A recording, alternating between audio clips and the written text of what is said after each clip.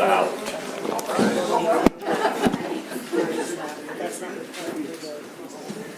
Lord, give us the wisdom to know what's right, wisdom to know what's wrong, and what your will should be. Amen. United States of America, and to the republic for which it stands, one nation, under God, indivisible, with liberty and justice for all.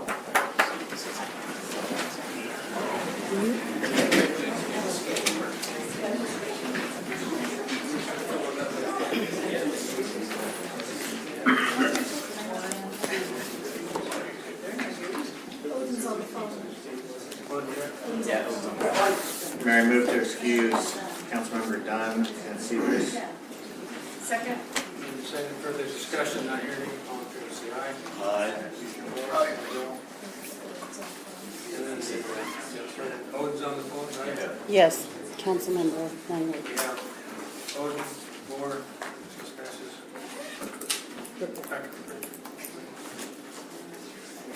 agenda's before you. Mary, move the agenda before you. Second. Thank you. Second for you. Guys, real quick. There's a couple of items that we want to add to the executive session. Oh, that's right. One is obviously the one that's already identified with regard to the contract negotiation with the police department, but also an update on some current litigation, as well as real estate discussions relative to acquisition of property. Okay. Mary, with those changes, I move the agenda. Second. Discussion, not hearing, all in favor, say aye. Aye. Katie, did you want to make some comments before we get started? Yes, thank you. And Mayor, if I could remind yourself and the other council members to speak into the mic. We have a full house. We want to make sure everyone can hear. Can everyone hear me all right? Yes. Okay, so I know we have a full house today, and I've had an opportunity to look at social media about the conversation about the apartment potential project down in the industrial zone. I want to make some facts clear because I was very concerned as I was reading through it. Some of the information is not accurate and some of it's misleading.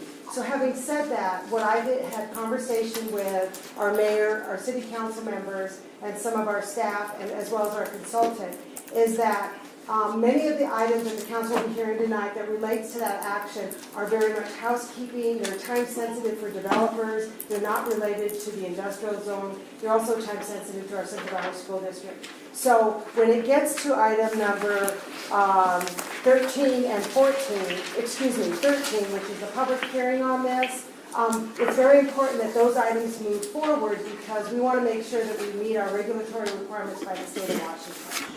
The item related to the industrial zone, the light industrial zone, and the freeway commercial area is really to revisit a planned unit development scenario. It's not to approve an apartment complex per se.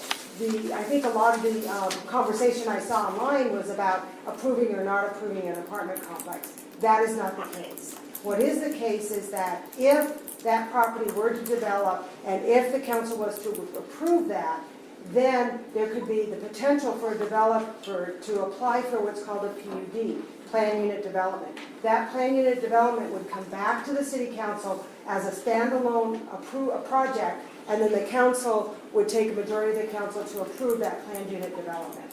So by approving mixed use in the I-zone does not necessarily give a developer a green light for apartment complex. I want to make that very clear. I also wanted to state that was very important as we went through this land use discussion, our planning commission, public comment. We worked very hard to get a lot of input. And our council had workshops with the planning commission and everything. And I have to say how wonderful it is to have you all here. I just want to make sure that you have the facts correct. And I want to make sure that our council has the time to hear from you. So you're more than welcome to talk during the public comment about that. That is fine. I think in brief conversation with our council members that are present, as you can see, we do have some absent members. We do want to bring back that discussion, and we're talking about potentially July 11th and or July 18th. So sometime in that time frame. So if it's all right with our council and our mayor, I'd like to move forward the discussion and public comment, if they want to give their comments now? Or would you prefer that they hold off their comments until we have the public hearing on number 13? We can hold off till the public hearing portion. Okay. Just to reiterate what Kitty had said, I'm grateful that there's so many faces out there tonight, a lot of new faces. I wish it was like this every city council meeting. So come to the next ones. There's a lot of important topics we talk about. But I want to remind everybody in the audience of a few housekeeping rules. So first and foremost, when we are having a conversation, please keep the volume down.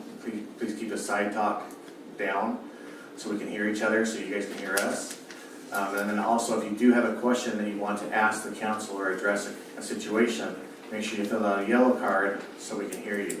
That's part of our process from a housekeeping standpoint, so make sure you get that done. And then just understand that the portion that I think that a lot of you guys are concerned about, we are going to postpone that part for another council meeting, the voting part. Yeah, because I'd still like to have The the discussion will be tonight if but you would no like vote to. tonight. And the other We're not thing gonna vote on it. that I would like to offer is, when you do these comp plan updates and you're talking about land use and development, I think it's very important because I saw a lot of questions about infrastructure.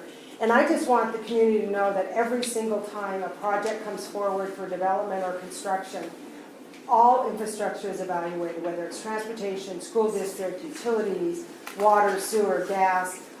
Infrastructure is something that is highly reviewed and coordinated with all the public agencies. So yes, we're experiencing growth in Liberty Lake. Some people like that, some people don't. But anyway, the long and the short of it is all development is reviewed for compliance, and Amanda does an outstanding job with her building inspectors to make sure that not only from a building code, but also from a development standard, all infrastructure requirements are met, and that if there is mitigation fees to be paid, that they are paid. But having said that, if the council would like, after the questions, I would suggest that maybe we have a special meeting on just this subject and do a Q&A so that everyone can hear the same questions and answers at the same time. Yep. It works.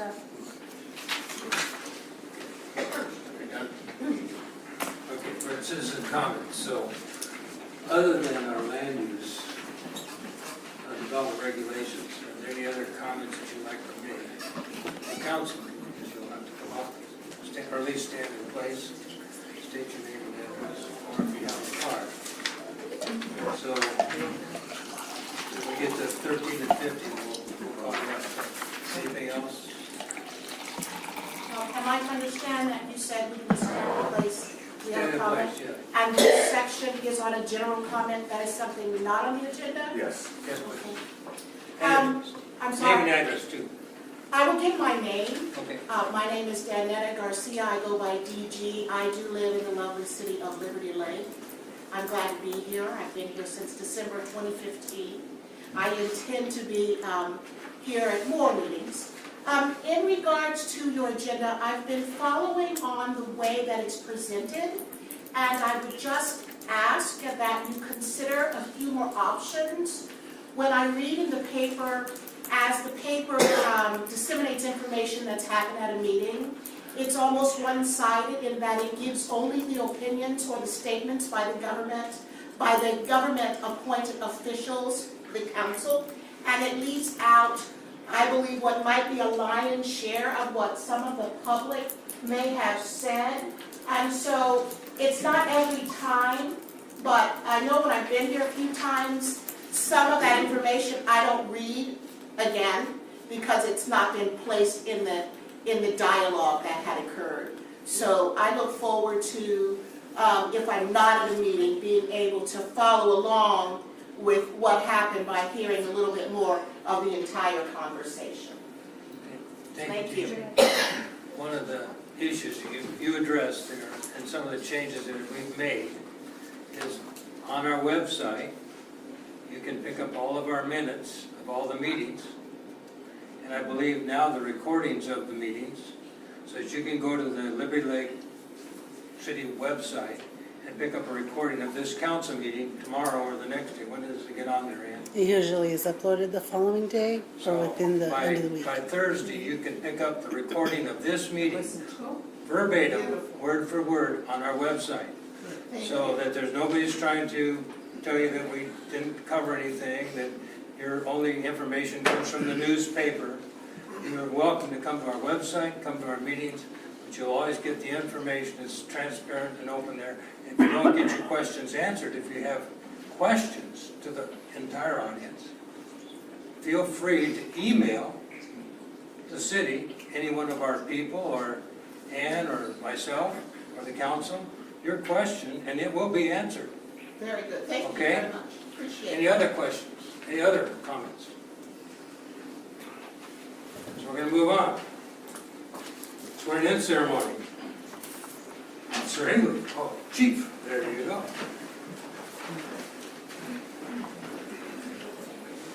Good evening, Mayor, members of the council. I am proud to introduce our third reserve police officer that will be sworn in tonight.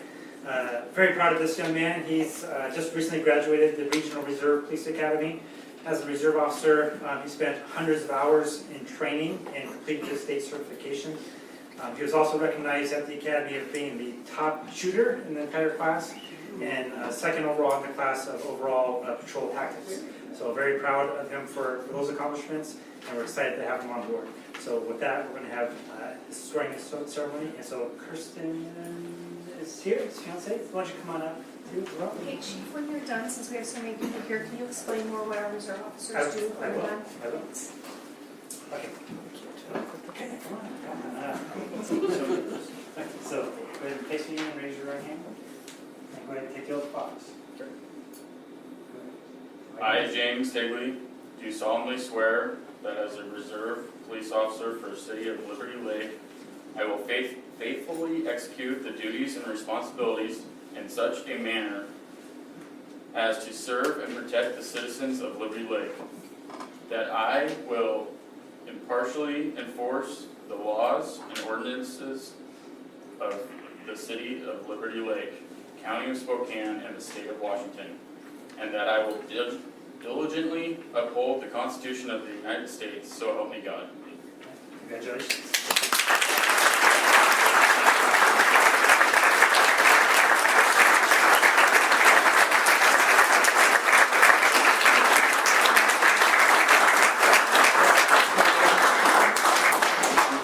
Welcome. Congratulations.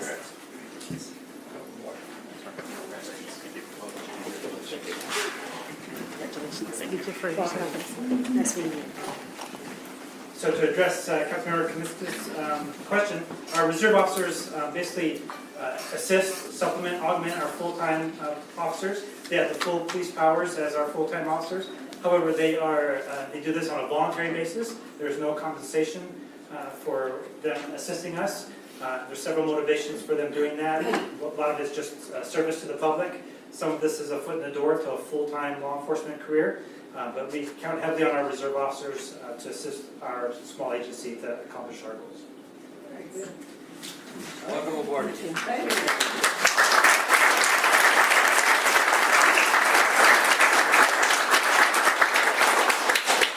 Ben Smollier, and I see Jay, so it's been around. Hey, way in the back, you had to sit in the back of the class? Yes.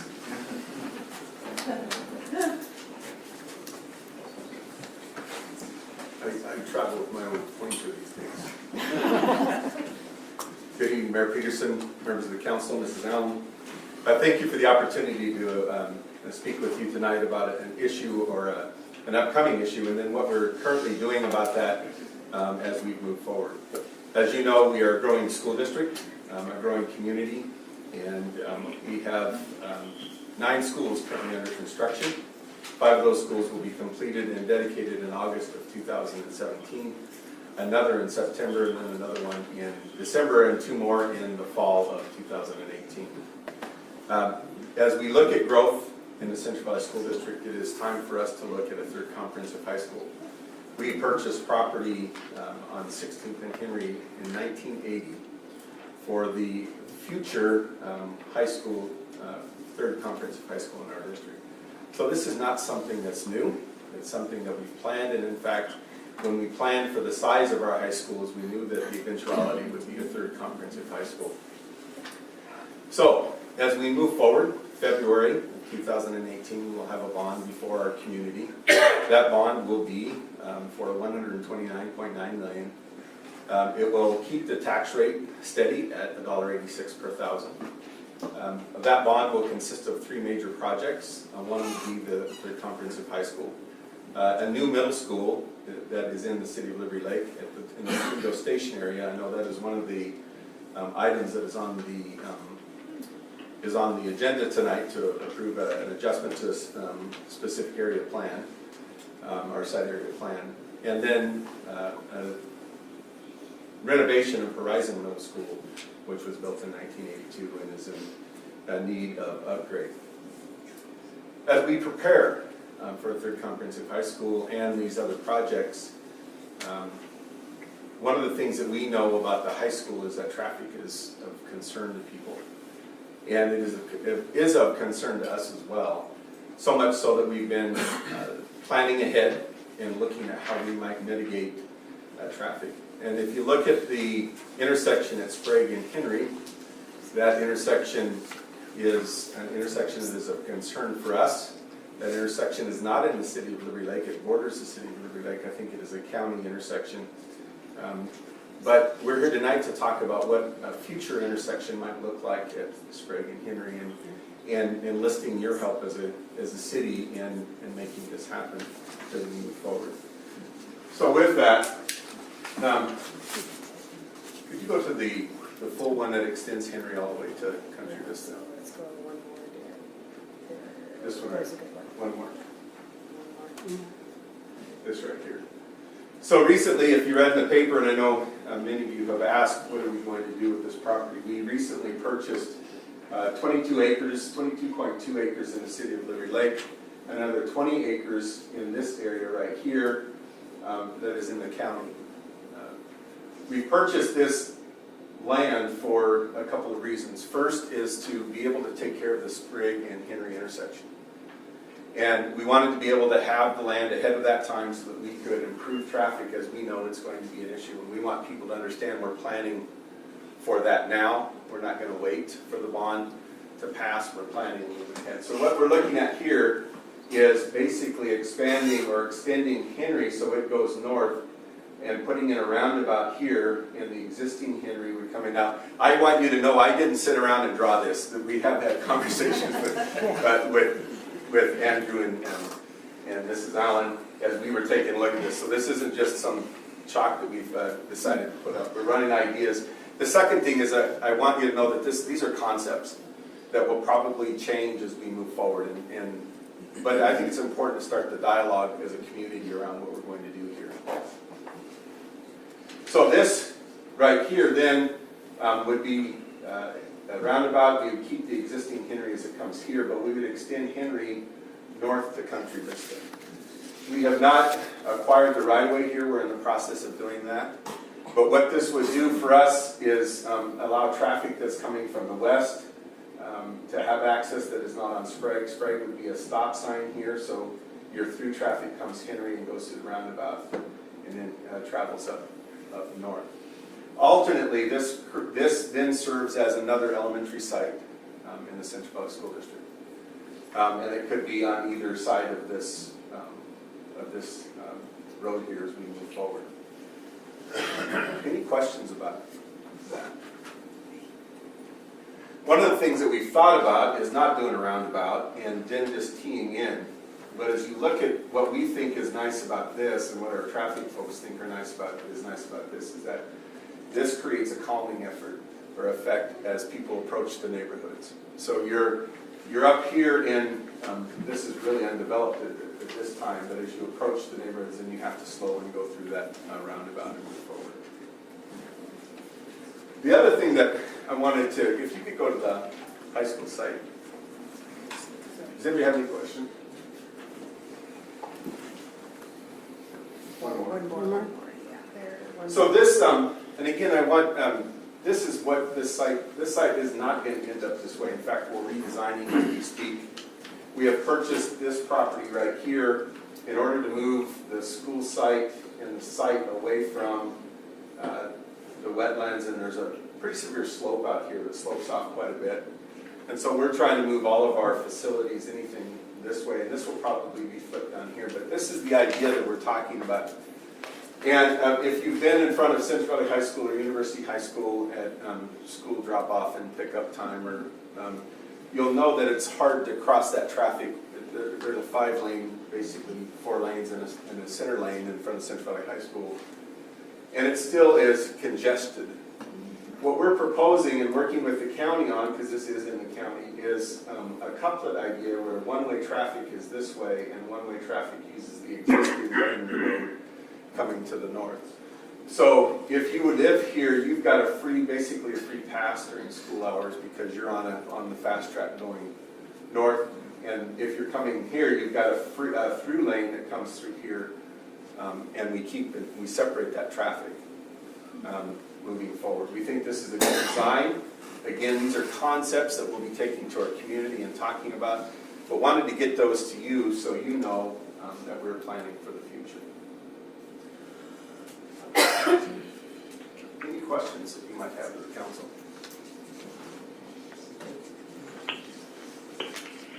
The other thing that I would mention is that I know that Katie and I have had some discussions about, as we look at this land availability here, if you go back to that one more, two more.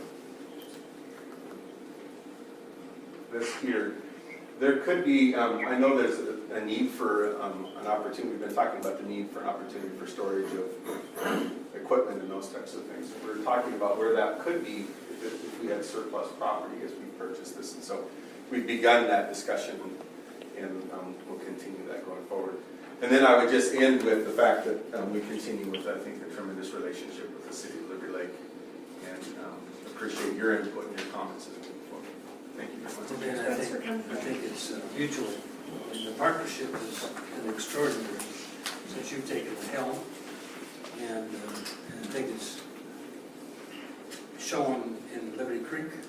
Look at the principal of Liberty Creek, in our midst, and just the leadership that you've shown in the school district in maintaining our tax level basis, getting this stuff built, preparing for the future, and including all the parties into the discussion. I think that's admirable. A lot of times it was a one-way street, and long years ago, being that partnership has just been outstanding. So thank you very much for your leadership and being part of CB. Unfortunately, you didn't wear the blue tie, but that's okay. Thank you very much. I'll let you off. Pamela. Actually, I have Danny tonight. Jen. Two here, okay. Yeah. Do you want one? Well, maybe I do.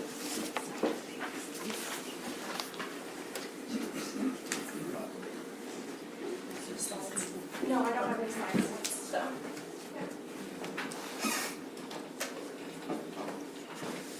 Hello everyone, I'm here for Pamela tonight. My name is Jandy Humble. I'm the children's librarian here at the Liberty Lake Library, and I'm here today to talk to the council about our summer reading program.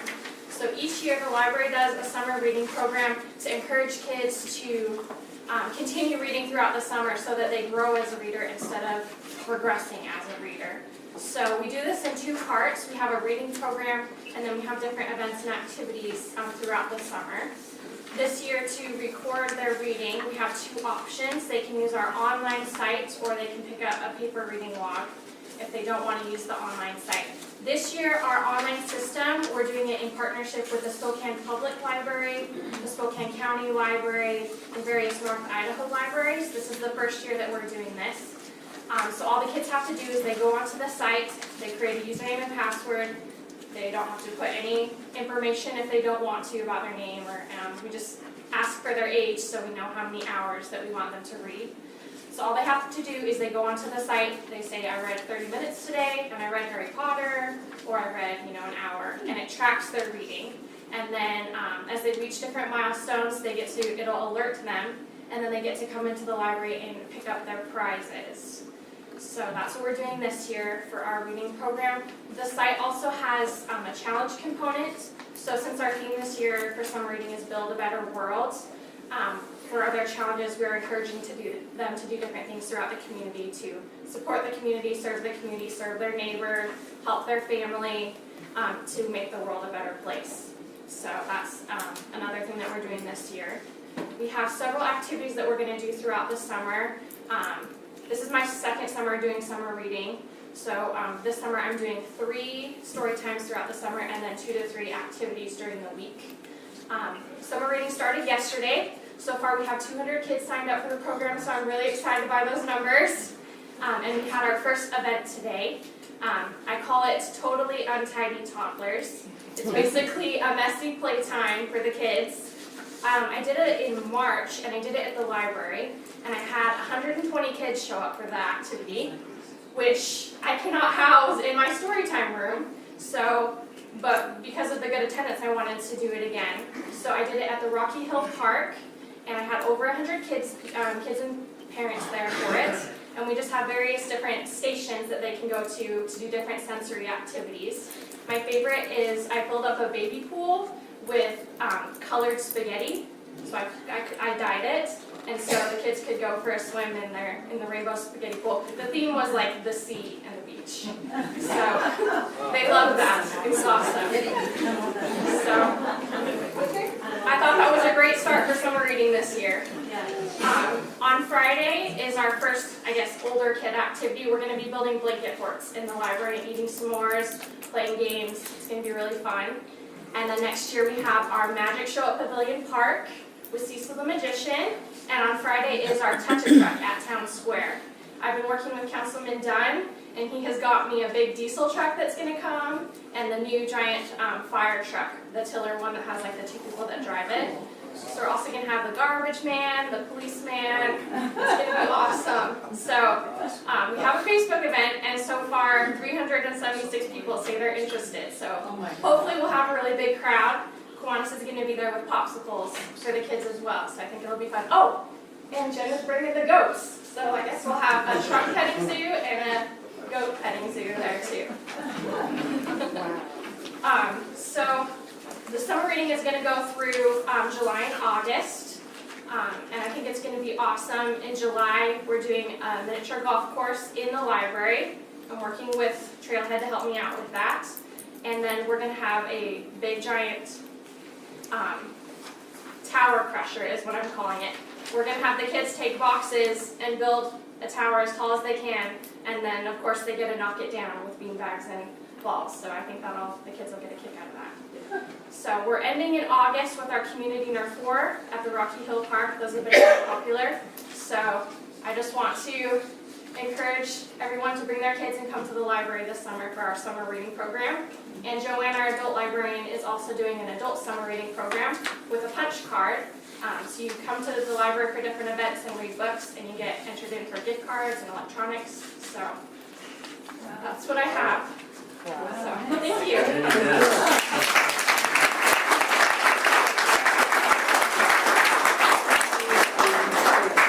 For some of us, it makes us want to go back about 60 years and really enjoy the library. The Finance Committee. Finance Committee met tonight. In attendance were myself, Councilmember Brickner, and R.J. Stevenson. Legislative update real quick. There's 1 day left in the second special session. Really no closer to an agreement on the state budget. So they're expecting something to be resolved within the next 14 days. If no budget is passed, we're looking at state shutdown of several services. State parks will close, which means reservations will be canceled. Cities will continue to receive distributions such as sales tax. Business licensing at the state level will be suspended, and there will be delay in grant awards such as the one that we have out there for Orchard Park. So we'll continue to keep you updated on that. Tonight's council meeting, obviously we're going to be talking about the contract with Civic Plus for some upgrades and some training, so there's an action for us later in the meeting for that. We discussed a little bit about the new charging station at Town Square for the electric vehicles. Currently there is no method in place for us to be charging anybody. We're going to kind of monitor the usage and the cost, and if it starts, I'm not quite sure what the threshold will be, but we will be monitoring the number of usage and the cost to the city. At some point there may be charges to use it, there may not be. It's something we're going to have to look at, but it is going to be monitored. We have 3 budget amendments in front of us for today. We are suggesting to waive the first read. And this will be for the TID grant to acknowledge the funds for that, discuss and write the contract for the de-ice truck purchase. We'll have some conversations on that, and also we've got a very large contract in our packet tonight with regards to the Harvard Road Bridge design. The 2018 budget is already being worked on. We'll have our first budget hearing August 1st. So the staff is busy working on that already. We also reviewed vouchers, nothing really of note to discuss here. Okay? Other council reports? We had a great turnout, a lot of great questions for the farmer's market. I wanted to kind of let everyone know a little bit about that. We've had a lot of great comments about, or questions rather, about different projects going on throughout the city. Chris and I have worked the last couple farmers markets, and I think the overall theme was how happy everybody was with what was going on with the city from an improvement standpoint. We had one gentleman that came up to us and he said that he was very impressed with the improvements that we made to Town Square specifically for the farmers market, to the point that he travels all over and goes to a lot of different farmers markets and said that ours is hands down the best that he's ever seen. And he's avoiding the other ones now because he likes ours so much. So just a little feedback on the farmers market from what we're hearing from a city council standpoint. Tomorrow, Katie and I go down to the Association of Washington Cities. There's 281 cities, and their annual meeting is in Vancouver. But the opening ceremony consists of the bringing in of the flags. And around the room, you see all, about 40? 41 flags. 41 designs of flags for the city of Clear Lake, and done and spearheaded. So we haven't decided on a flag, so hopefully next year we'll have one by AWC meeting time. But I invite you to stay or come into City Hall at any time and look at the flags and make your comments. So with that said, we're going to move on to Kate. Good evening, mayors and members of the council and our community that's here in attendance. I have a quick update on a number of things, so I'll go fairly quickly. Street maintenance, as you know, we've over the course of time done street maintenance by contract. That includes de-icing, pothole, crack sealing, fixing our drainage system. And I'd like to introduce Stephen Williams, who is our new streets guy. So he would be our favorite friend. So we are always focused on, and as you know, we're kind of a growing city, and we're trying to figure out the best way to be most responsive to our community and taking care of the de-icing. Also have the ability to be responsive, but also find an efficient way to do that. So on your agenda tonight is the purchase of a truck that would help us do that. The life of this truck is 20 to 30 years. It is $175,000 fully loaded. That's with the plow in the front, the tanks on the back. We can use it in the off-season to do street work, and we can use it in the winter to de-ice. We feel that we could be more responsive at a lower cost, and we feel that the cost of the truck would pay for itself in the first 2 to 3 years, just depending on the number of applications. I will also say that we have a plow in the front, so a lot of people use our parks in the winter, believe it or not. And so we have parking lots at Pavilion Park, at Rocky Hill, at Trailhead, the library, the police department, here at City Hall. And this truck would help us plow and keep those parking lots open. Stephen has a list of projects. I'm going to let him talk about those in just in a few minutes. And then Ben already mentioned the storage. So we know that this year we're likely going to keep our truck at the police department where it was last year, but we also know that that's a temporary arrangement until we can purchase a piece of property and do some improvements to relocate it permanently somewhere else. And to be honest, we really want to be good neighbors to our community. It's very difficult for us to use behind City Hall here for Public Works yard. It's just something that we need to be looking down the road, and that's what we're doing. So Stephen, if you want to mention some of your projects that you have on the list. Yes. That'd be great. Some of the projects I've been working on is, when I started here, Andrew graciously gave me a list of some of the swales and stuff that needed to be done. I've been currently working on some of those, the one out on Country Vista. There's also a large swale over there on Windrock and Mission. And I'm currently just getting ready to ask for POs for those to purchase everything. And there's also a number of small swales that we need to get cleaned up. Talking with the crew members and going out and looking around, some of these swales, the water sits in it for 4 or 5 days when it hasn't rained. I know some of it's irrigation, so our swales are needing tender care right now. They're at their life expectancy. And that is where I started right now. And once we get some little more equipment, then we can really put this stuff in-house. There's a lot of projects I see that we can easily do instead of contracting out patchwork. Some of the stuff that's out there on the roads, we can dig up and easily repair ourselves rather than contracting out, which will save us time and money in the long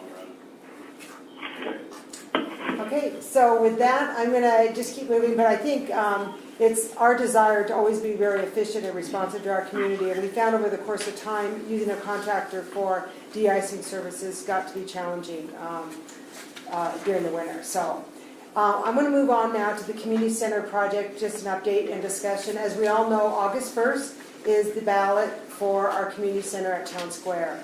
The ballots drop, actually the county sends them out, I think it's about July 12th, if I'm not mistaken. And we have the responsibility at the city to get out good information about this project, what it is, how much it's gonna cost, those kinds of things. We've been very fortunate that Josh Johnson has helped us put together some information. You guys have copies of those, I believe. And at this time, we really need your final comments on these documents because we need to get them into the mail and out to our community sooner than later. We'll also be working on a website and a Facebook page so that anytime a citizen has a question about this project, anything, they can call City Hall, send City Hall an email, and we'll make sure that we get right back to them.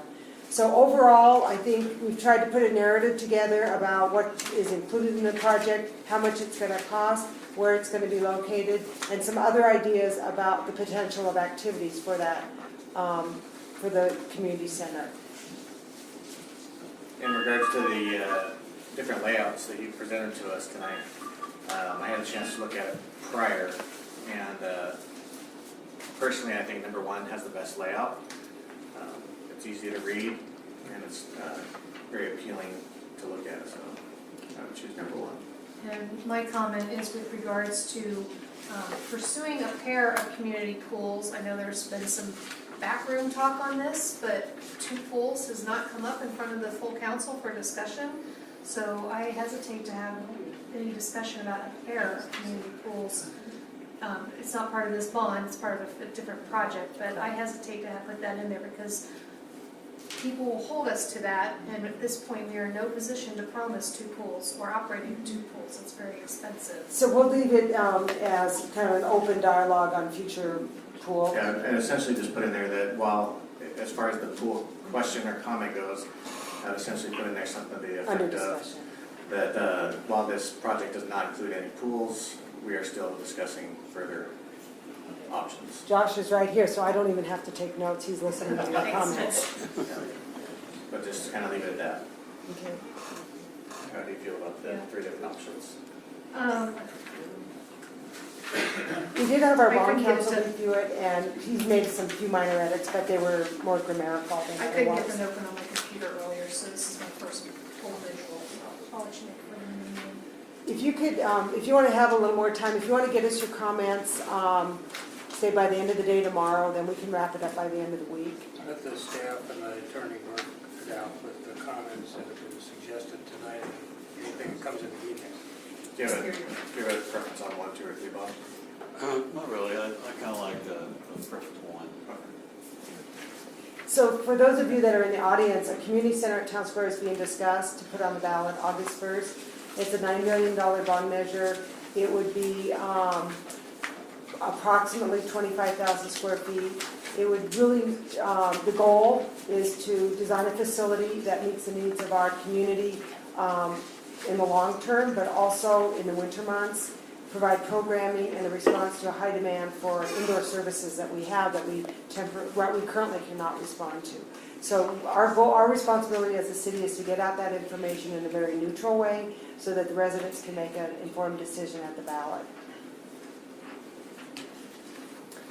Okay, so moving along, quick update on council positions. There's 2 applicants for the open position. The closing time to apply is June 30th. and the interviews will be July 18th. The Planning Commission, I believe we have 6 applications, and the mayor suggested and that I bring forward all 6 applications to the Community Development Committee that's meeting next Tuesday, June 27th, and that the Community Development Committee review those applications and make recommendations back to the mayor. So that's kind of how we want to move forward with that, but it's good to see so much interest in our Planning Commission. Moving along Liberty Lake Road, if you haven't noticed, it's under construction. The good news is we're week 3 of 11 weeks, and next week we will see asphalt going down. People always ask me, what are we doing? And I always go back to, there's 4 or 5 different things. So it will be a total new reconstruction of our road, base and asphalt. It will provide a free right turn as you are eastbound off of I-90 going south on Liberty Lake Road. If you've been in that queue and you want to take a right, now you'll have a dedicated right-hand lane. We're putting in new signals that are more sensitive to time and current with technology, but they realize the green and red time can be programmed according to the time of day. The other thing that we're putting in is protected turning movement. So what that means is the double suicide lane in the middle of the street goes away, and you will have protected turning movement. And there's also be some landscaping in there, very similar to what we did on Appleway. So it'll be very, very attractive. And then I've been getting some very positive comments about our community message sign. We're still working through the messages and trying to get them the right message up at the right time, but overall some very positive comments, and the community appreciates knowing what's going on, because that's sometimes our best source of information.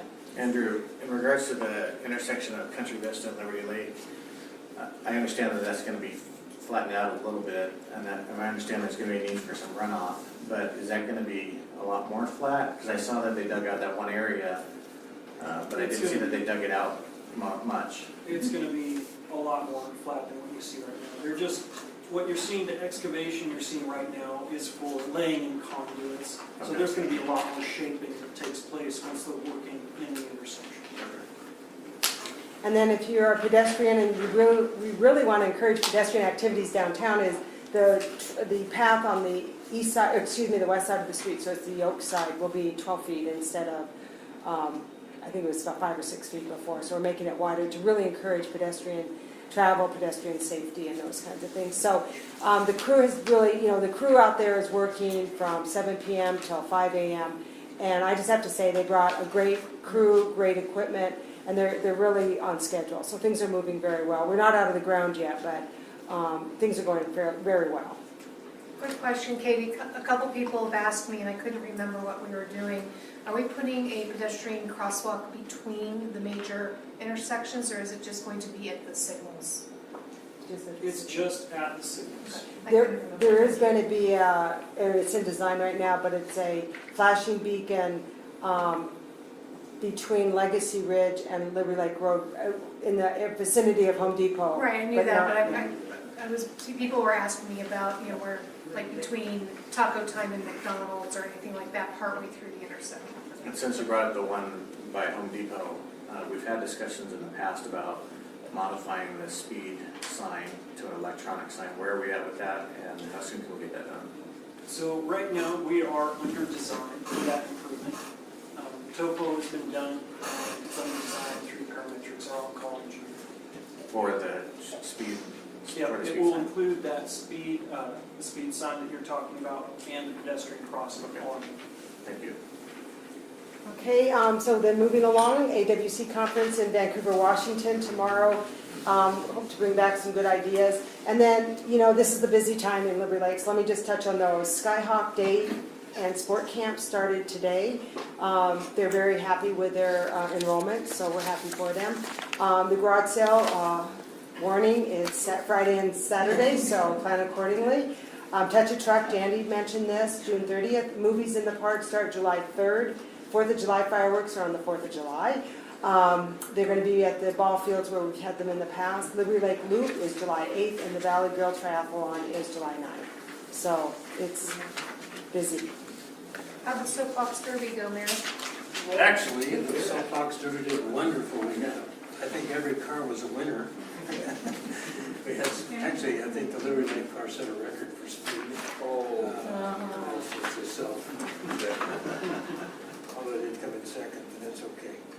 But, and the mayor's eggs, which I was promoting in the town square for the last 4 Saturdays, raised the soapbox trivia $1,000. So we stood behind that, and that was a very good deal. And we had a lot of successful drivers. It was just one of the contestants has been there 9 years or 10 years. Let's see, he's 24. I think he's been to every single one. Yeah, 10 years. This is their 10th running. Yeah, so you can see he's I think we're going to have to get a little bit bigger car, but it was just, it's just very sweet. just good. Are we done, Kate? We are. So workshop discussion, so now you're on again. Right, and so, so give a little background on this. The image is up on the screen, and I want to recognize Kim Kyle and Jay with Central Valley School District, Jay Rao. They're here because this is the kind of beginning that conversation about the north property, the property north of Liberty Lake Creek. So if, along these lines, last year, we didn't know exactly what we wanted to do there, and quite frankly, we still haven't had that conversation. So I don't want council to feel rushed. But we did put money in the budget this year to start developing some concepts of what we could do. And I didn't bring a pointer, but if you're familiar with the parking lot for the ball fields that the city built, it'd be directly to the east of that, to the road that comes down, and then over those fields. And you're talking approximately 4 to 5 acres. That's about the size of that property. And that is the property that the city owns and controls. So the school is getting a lot of questions about what is the city going to do there. And so I thought that we could use some of the money that was set aside. So in your 2017 budget, $100,000 were allocated. Oh, thank you. $100,000 allocated was to do something here because we didn't know what.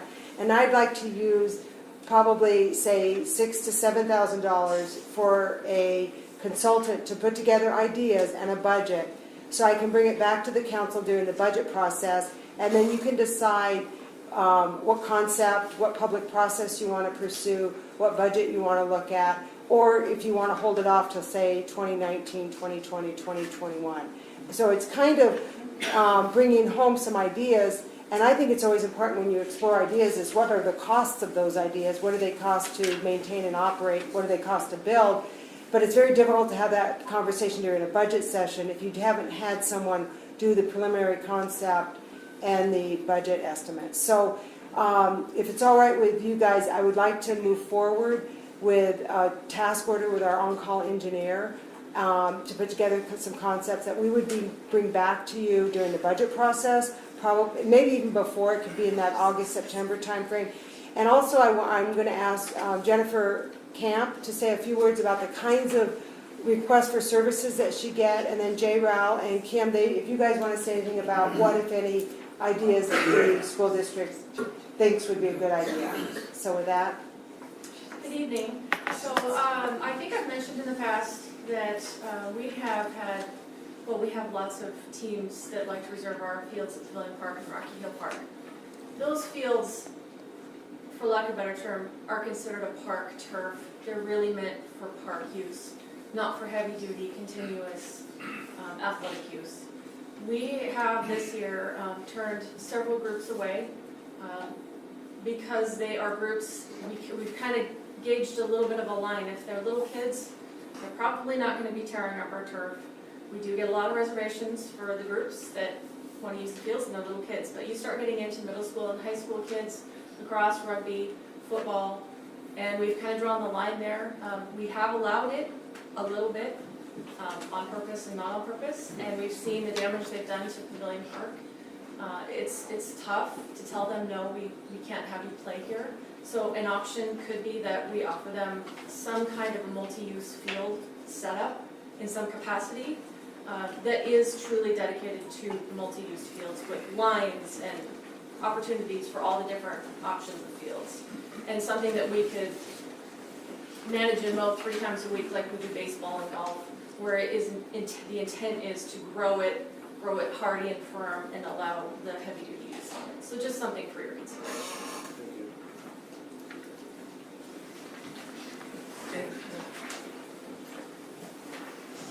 Good evening, my name is Jay Rowell, I'm Deputy Superintendent of Central Valley School District, and I think we're here just to talk about, again, the partnership that we've had with the city. We appreciate that and the open conversations that we've had. We're very open to whatever the ideas, what's needed by the city. The school itself is designed so that areas of our school building, our community room, our gymnasium, our library can be used for community use as well. And that was designed with intent and on purpose so that we are a community school. As you look at this, just so you know what you're looking at, this is the back of the school. This area that's crosshatched is a paved area, and there's play toy, wall balls, tetherball, basketball, all those kinds of things right here. We have about 60 feet at the back of that area that is just grass. There is a swell there. So we would also support playfields, which might help extend our playfields during the day where we have the K2. We will have 600 plus kids there, and so the more space you can give them to play, the better. But I just also want to say that we support whatever this council would decide, because we do have a good relationship, a good partnership. We have been working very well together. One of the things you don't see on this plan is right in this area, the district has built a storage shed that will allow the city to store a number of their pieces of equipment for yard work and yard service, as well as some of the district equipment. One of the examples of our partnership that is working, I know I've heard talk of a swimming pool. We support that. We support, again, what we need in terms of swimming pool, just like we would with anything. We always want to look at the safety and security and how high is the fence and where is the gates. But other than that, I think it's a great idea for this community and for our families that live here. And so I would stand for any questions if you have any of the school district at this point. Thank you. That was just a great partnership, Chief. Thank you very much. And I should also mention that we really get double duty out of our turf up at the school complex, because they need it during the school day and during the school year. We need it after school and during the summer. So our community really benefits from this partnership, because between the mowing and the programming, like I said, the kids get to use it during the day, and then our community gets to use it after school and in the summer. So On that note, Katie, kind of 2 parts to this. First, in regards to discussion that has gone around with developers about a pool. I would like to see an update on that for our next city council meeting, to see what's been discussed.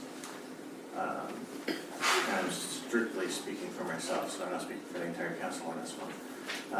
And with that being said, knowing that there is potential for a pool at that, on the north side of the city with that developer, I would lean toward, when you're looking at potential ideas or development of that property, knowing our lack of playing fields, multi-use fields in the city, and knowing that that developer may be putting in a pool, I would lean toward a design specific to multi-use fields for that property. this property, Correct. okay. Yeah, I think that's important to look at, but I'd also like to see in those proposals a pool, not an aquatic center, but what could we do with that 4 to 5 acres, knowing that we already have parking taken care of for the most part? How big of a bang for our buck can we get with putting a regular pool in that area? And then also, you can have a master plan and build part of it Right. and phase it so that it's more incrementally brought online. So with that, I have had preliminary conversations with parametrics, and I'd like them to work on some concepts and rough construction dollars, just so you guys know, how much something like this would cost, so that we don't have sticker shock and have a conversation about what we want before we know what it's going to cost. Perfect. So I'll be moving forward with a task order, and you'll see it on July 18th. Thanks. Okay. Anything else? With the action items? All right, with action item, consent agenda 1 and 2 to approve June 6th city council minutes, and to approve June 20th vouchers in the amount of $170,514.10. Second. Moved and seconded, further discussion? Not hearing any, all in favor say aye. Aye. Opposed? Councilman Langford? Aye. Thank you. There you go. Welcome, Woody. Mayor, I move action item, general business 1, to approve the TIB fuel tax grant agreement and authorize the mayor to sign the agreement. Second. Moved and seconded. Further discussion? Not hearing any, all in favor say aye. Aye. Aye. There you go. Mayor, I move general business number 2, to authorize the mayor to sign a purchase agreement for the dump de-ice plow truck. Second. Moved and seconded. Further discussion? Yes. I'd like to know where the source of the funds are coming from to pay for that. They're going to be coming out of our general fund, our ending cash balance. We've also exceeded in revenue sources for sales tax and building permits and some of the other revenue sources this year that are going to exceed our budget compared to last year.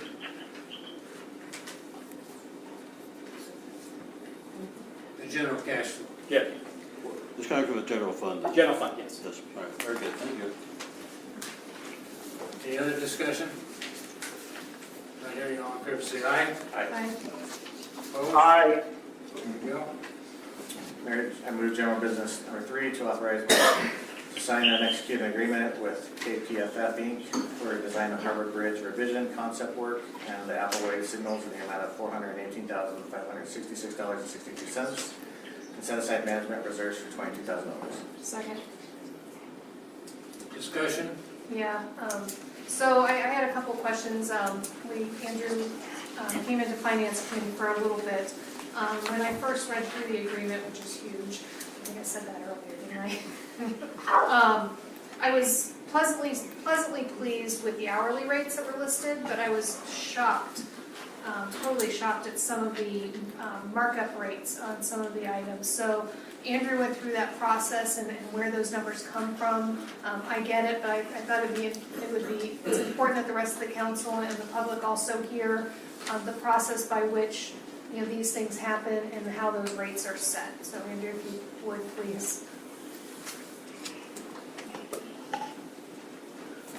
So in any agreement for professional services, consultants' hourly rates are made up of a lot of different components. One of the most important components is the markup on some of the rates. I think it's important for everyone to know that those markup rates are established in a very rigid process. It's something that they go through an extensive auditing process through WashDOT and Department of Revenue to establish those. It's very open book. So if someone were to want to know how those were established, you can get to that number very easily. It's very extensive. The process takes a lot of time, and it's very expensive for the consultants to go through that process to establish those rates. So once we get to contract negotiations, we know that those rates are set and they have already been audited and very thoroughly vetted. So we go through a process where we negotiate things like fees and other things, but all of that has been negotiated for this contract. Okay, Andrew. For the audience, this $418,000 represents probably about 10% or 5% of the design of the new overpass. That's part of what we're trying to get at. We want to know when we're going after grant funds with certainty what our project scope is going to be, and that's part of what this consultant's going to help us with. I guess, it's just not just money that we're spending out here for No. return on investment. Correct, so half of it goes to the signals, half of it goes to the bridge design. We need the bridge design to be competitive in getting grant applications to help us fund the bridge. So this is a very important project to our community. We all know that regardless of what side of Liberty Lake you live on, the Harvard Road Bridge is a choke point, and that during peak hour commutes, it backs us up. So this is an important improvement, and improves the redundancy and the circulation in our city, especially during peak hour commutes. I guess my point is to make sure that people understand that we try to leverage every dollar that we have to increase dollars that come into our community, provide the infrastructure and services that the community desires. And that Harvard Road Lane now is anticipated somewhere between $3.5 and $5 million. We don't have a. And a signal is about $300,000 a piece, so that's. It's, so the two signals that we're looking at are at Matson and Appleway, and at Signal and Appleway combined, Andrew, those are in the. Each signal is approximately 600,000 plus for construction. So, I mean, this money is used to get money that helps provide those services. Correct. That doesn't come out of our general fund or out of our pocket, That is correct. right? So, And Katie, real quick, just further clarification. So if I remember correctly, the contract includes 3 options, both for the lights, and 3 options for the bridge with cost estimates, different scenarios. What I didn't see in there was any evaluation of possible need of an additional southbound lane. So that is something that we will be discussing, so. Okay, So- I didn't see that in there specifically, so I wanted to So when you ask. look at the bridge, it's 1 lane, it's 2 lanes, is it on either side, is it on one side, is it on the other side? All that goes into the design review, the geotech, the survey, the constructability, the cost of construction, the traffic report that we invested in last year. So it's very extensive, and they look at what the bottom line is, they're looking for the best project to meet our needs in the long term, and that's from affordability and constructability. So it could very well come back when they say we need both a new northbound and a new southbound. Correct. I just didn't see it again, I didn't see that called out specifically, so I want to make sure it's still on the table. Thanks. I noticed in the contract that the timeline shows that the project is to be completed, as far as the consulting contract, is to be completed by the end of the year. Is that realistic? Yes, it is realistic. Okay. Yeah. For the level of work that we're going to be doing, it is realistic. Thank you. Further discussion? Not hearing, all in favor, say aye. Aye. Opposed? Aye. There you go. Real quick before I move on, Mayor, I did forget to mention in approving the minutes, I would ask that we move 18 prior to 16 for the sake of the audience, to make citizen comments before we go into executive session. The agenda, yeah. Amend the agenda. Motion to amend the agenda. Second. Second. Further discussion, not hearing, all in favor, say aye. Aye. Opposed? There you go. Aye. Mayor, I move general business number 4, to authorize the mayor to sign the department package quotes and additional training for staff with Civic Plus in the amount of $11,800. Second. Is there further discussion? Not hearing, all in favor, say aye. Aye. Opposed? Aye. There you go. We're at the public hearing, so. Greg, how are you? Welcome back. I haven't seen you since last time. Very well, Mayor, thank you very much. For the record, my name is Greg Dorn, and I've been the planning consultant working with you and the planning commission and city staff for the past several years. Mayor, I know there's a number of people here that wish to speak, and so there's 2 items on the agenda that are related. There's the public hearing, which is the opportunity to receive comments. Then there is the second reading of the ordinance, which is the opportunity for the city council to discuss the comments received, and if you're so inclined to take action tonight on some or all of the item I'm about to present, you may, but I'll also, prior to that item, discuss some other options that you might have. But very briefly stated, Mayor, the city is required to review and periodically update both its comprehensive plans and its development regulations in accordance with the provisions of the Growth Management Act. And even if it wasn't required to do that, it just is a good practice to do, because the comprehensive plan is like a business plan.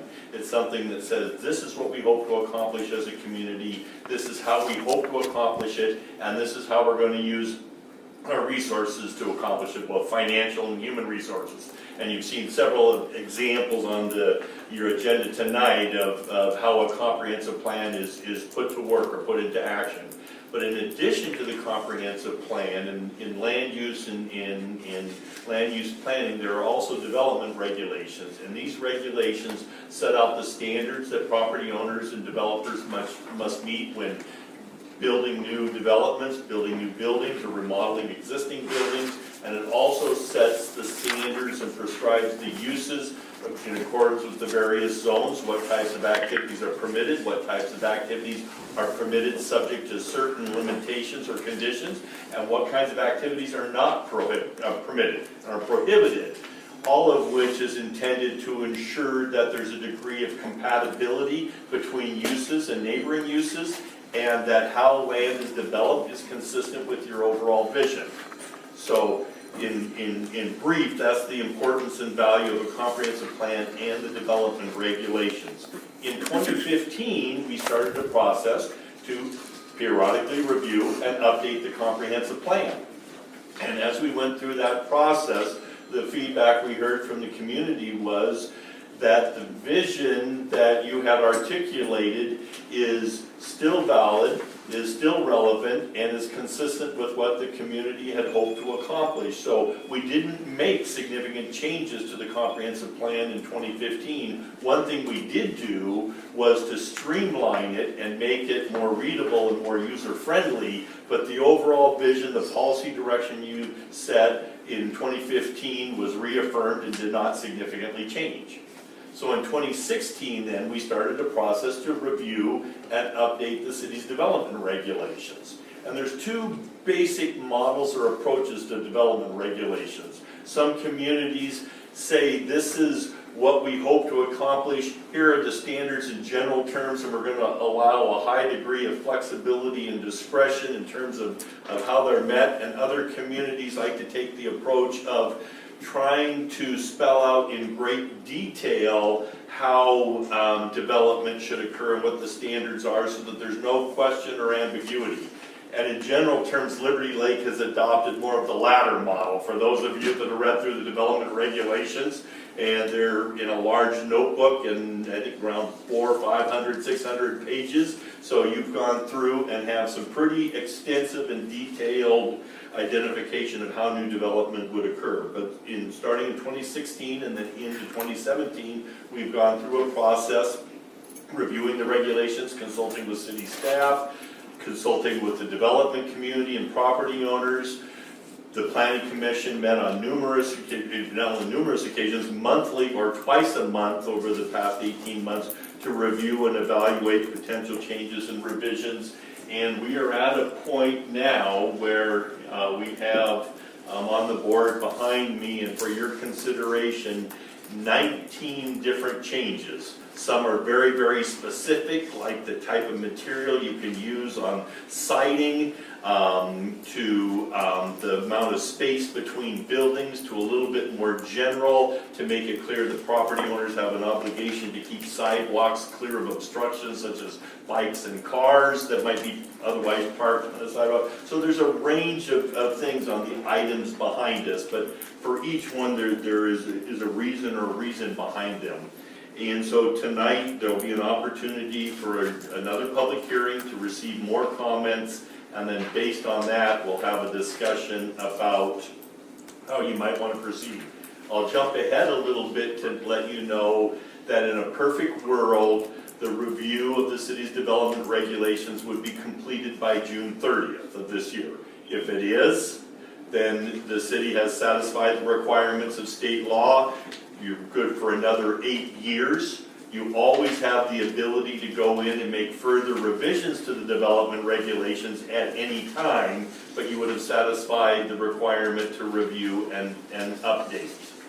There is one item on this list, and anticipating that it might be the subject of some discussion or testimony tonight, there is one item on the list which is actually not a change to the development regulations, but is a change to the comprehensive plan that came about in some of the discussions about the development regulations. And that was a change that would provide that in the industrial zone, south of I-90 and west of Madison Street, developers could submit through a planned unit development, also known as a master plan development activities that could include multifamily housing.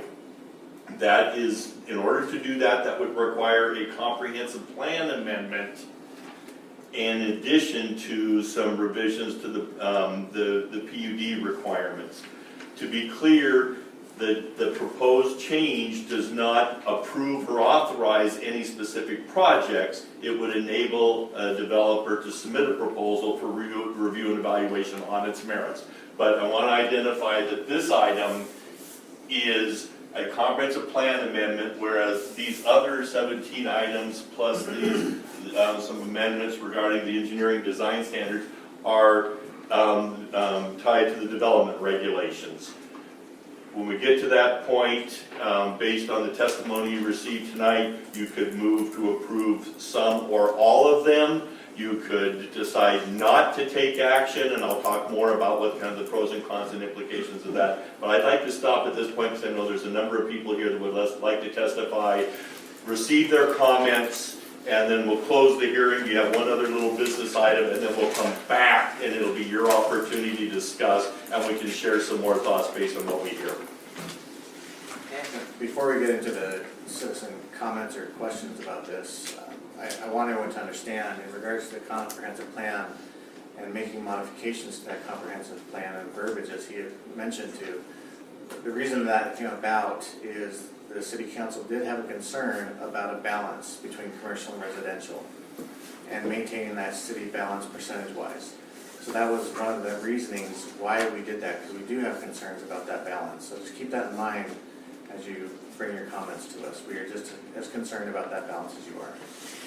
Great. Also, if I could add, just Mayor, if during the course of any testimony that there are questions or things, if you want to just make note of those questions when we get to the second reading, we'll be happy to answer any of your questions, or like I say, it's an opportunity for you to discuss based on the testimony you received tonight as well.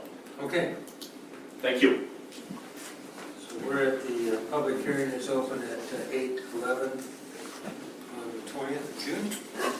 And Mayor, if someone would like to speak, if they'd fill out a yellow card, do you have a bunch of I got yellow a couple cards? cards here.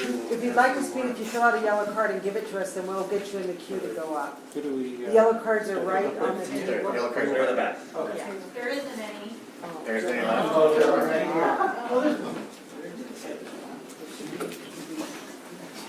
We'll put some out. Perfect.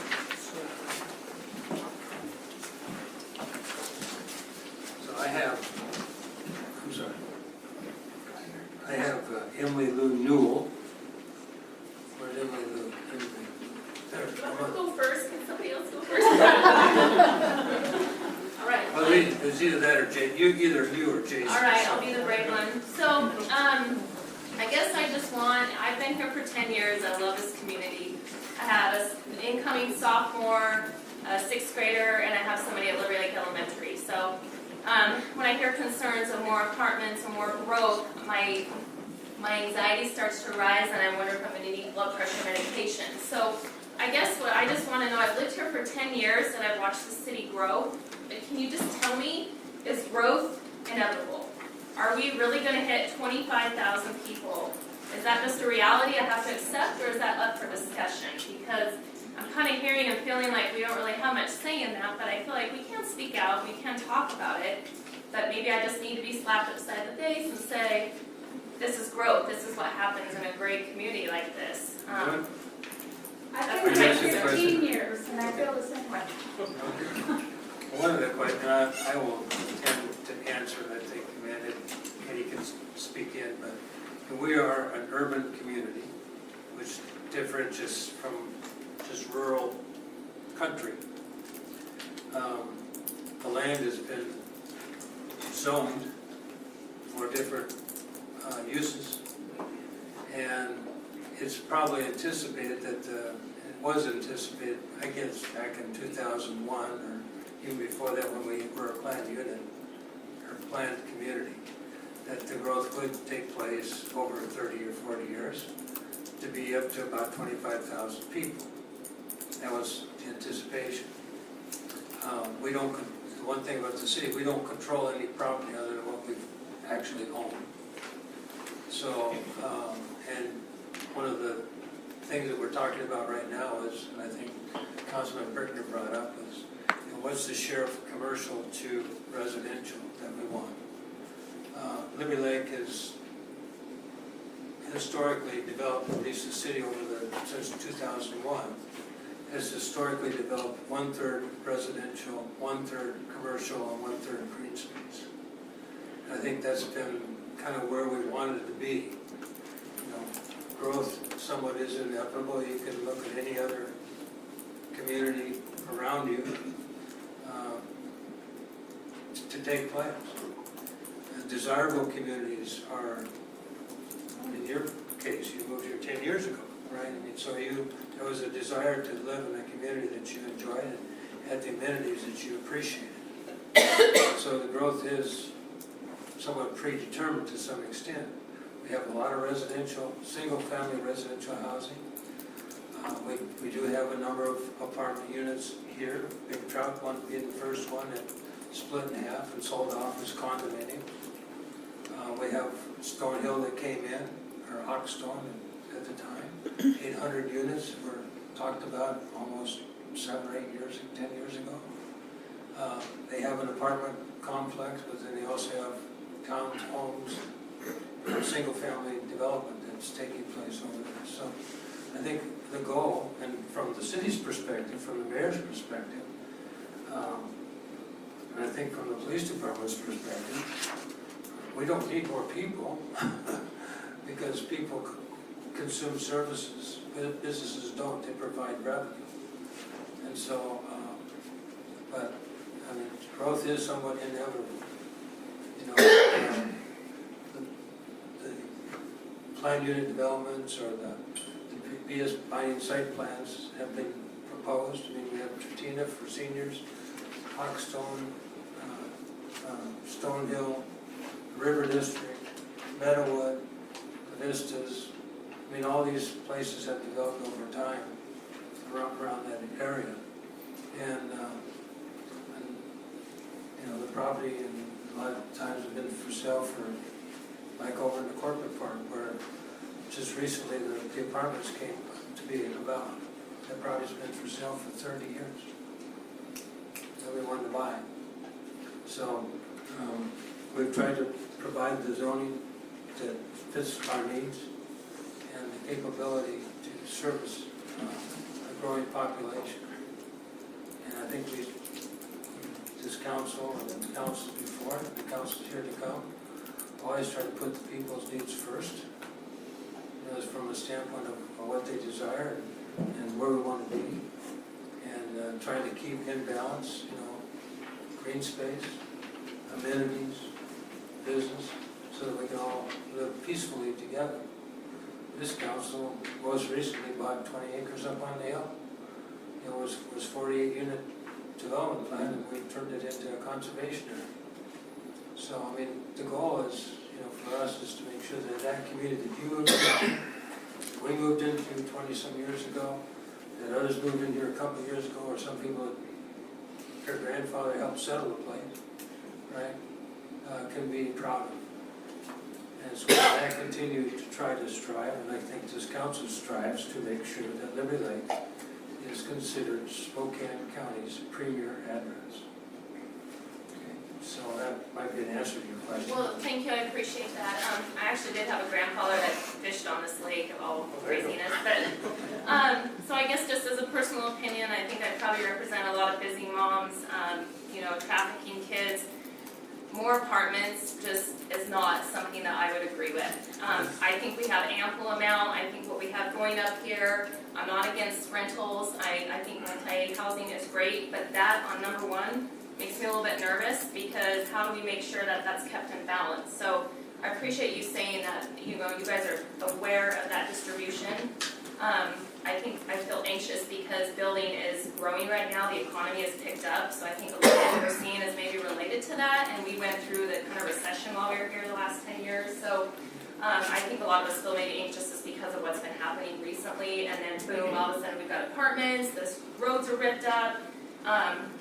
That's where I'm guessing a lot of the anxiety is coming from, but That does make me nervous. I appreciate you addressing that. Just my personal opinion, more apartments.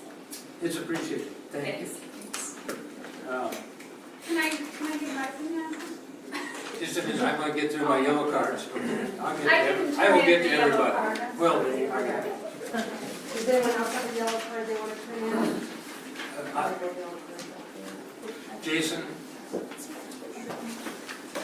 Mayor Peterson, the council, Ms. Allen, thank you for taking time to hear the citizen concerns on this. I don't represent the citizens in this. I'm the president of the Liberty Lake Center Owners Association. For those of you that don't know where we are, we're everything north of Appleway, Swing Lane, Moulter, Madsen, and all the way to the roundabout in Knox. Approximately 1.3 million square feet and 31 businesses that are here in Liberty Lake. We have reviewed the comprehensive plan as an association, and I think it's important to understand we don't oppose the comprehensive plan. There's been great time and effort that's been put into the comprehensive plan, and I think taking on the 650 pages that they did a very good job streamlining it. Where our opposition is at this point, and it's not a defined opposition, is in the land use of building multifamily. We're the neighbors that border it. This parcel, I've been in discussion with Ms. Allen, the parcel's in question. The largest parcel of it is 31% in our association boundaries, and we completely neighbor that property. So our concern is for how that development goes forward, what's in the best interest of not only the businesses in that area, but the overall community. And with respect to, I've heard a couple times from the council that this is just adding provisioning for what could happen down the road. This isn't improving an apartment complex or even the RV development that would be in there. I think it's important to note that both of my conversation with Ms. Allen where we discussed how this land would be used. The only discussion in there was the Douglas development and how those apartments would be positioned along Appleway as opposed to where the RV park was initially proposed and that there's zoning in place for that already should that be developed along Appleway. And then this did come to our association's attention when Mr. Douglas came to our property managers and stated that he was looking for a revision to our CC&Rs to allow that multifamily, same land use change that you guys are looking at was necessary. So I really appreciate the city reconsidering the position of considering this as its own agenda item because we don't oppose the comprehensive plan in its entirety. We just want a little bit more public discussion as to what the right use is for that before that's something that goes to Amanda and her planning team to make that decision as to whether that's the right use. We want to consider whether or not that land, it's a prime piece of land, it's right in the center of Liberty Lake, is that the right use for that piece of property, and is that what represents the growth of Liberty Lake? Because we want to see growth as well. Growth is good for everybody, but we want to make sure it's responsible and it's being done in the right way. Thank you, Jason. Rich, is it Moz? Yes, Rich. so, thank you. So, I don't want to ramble, but when I first moved to Liberty Lake, I moved here because we were starting a family and I wanted my son to go to Liberty Lake Elementary. And lo and behold, a couple of years go by and there's a bond, usually forcible bonds. But the school bond in this particular case wanted to have the Rocky Hill kids maybe be put into another bus stop and shipped out to another school away from Liberty Lake in favor of another location. So, that was a little bit of a bummer. I moved to Liberty Lake though, so that we could be in that school. I moved to Liberty Lake because I really like the community, and it's not that I don't want to see it change, but when you say high end or to be a flagship type community, I'd really like to see that continue. So I'm concerned about the kinds of commercial businesses, right? I can list a couple already that we see as we go down to Sprague that I really wouldn't want to see in Liberty Lake, but I could understand that legally there's probably nothing that would prevent them from being here. I'd be concerned too about if I had a commercial enterprise that, well, I said that I was going to do this, and it wasn't really working out. I was trying to rent out $1,200 units, $1,200 per month. And that's not working out. So I dropped my price by half. And so now I'm getting a different clientele. Well, is there recourse to prevent that? Maybe we don't, but maybe there isn't a legal way to recourse that, but that's a concern. I see RV park goes in, it's not really working out. We're not actually getting all the people coming to Liberty Lake so that they can go to our golf course. And so RV park turns into trailer park. And, well, that's not possible because that's not what the land use is for, but then they come to the city council and it's and suddenly we have a trailer park. So, I guess the long and the short of it is that I'm more concerned about what we could do. And it's not really, my concern isn't that, wow, that land isn't being used, man, we have got to get it used. That's not the concern. It's not.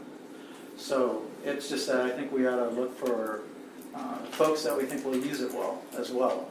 Not, well, let's just go ahead and kind of throw it out there and say, hey, if you want to build some apartments here because we think that that's what it'll sell, we should look at maybe some reputations, you know, when we're making those decisions as well on this. And I realize that that's an argument and a decision that would be, you know, off in the future.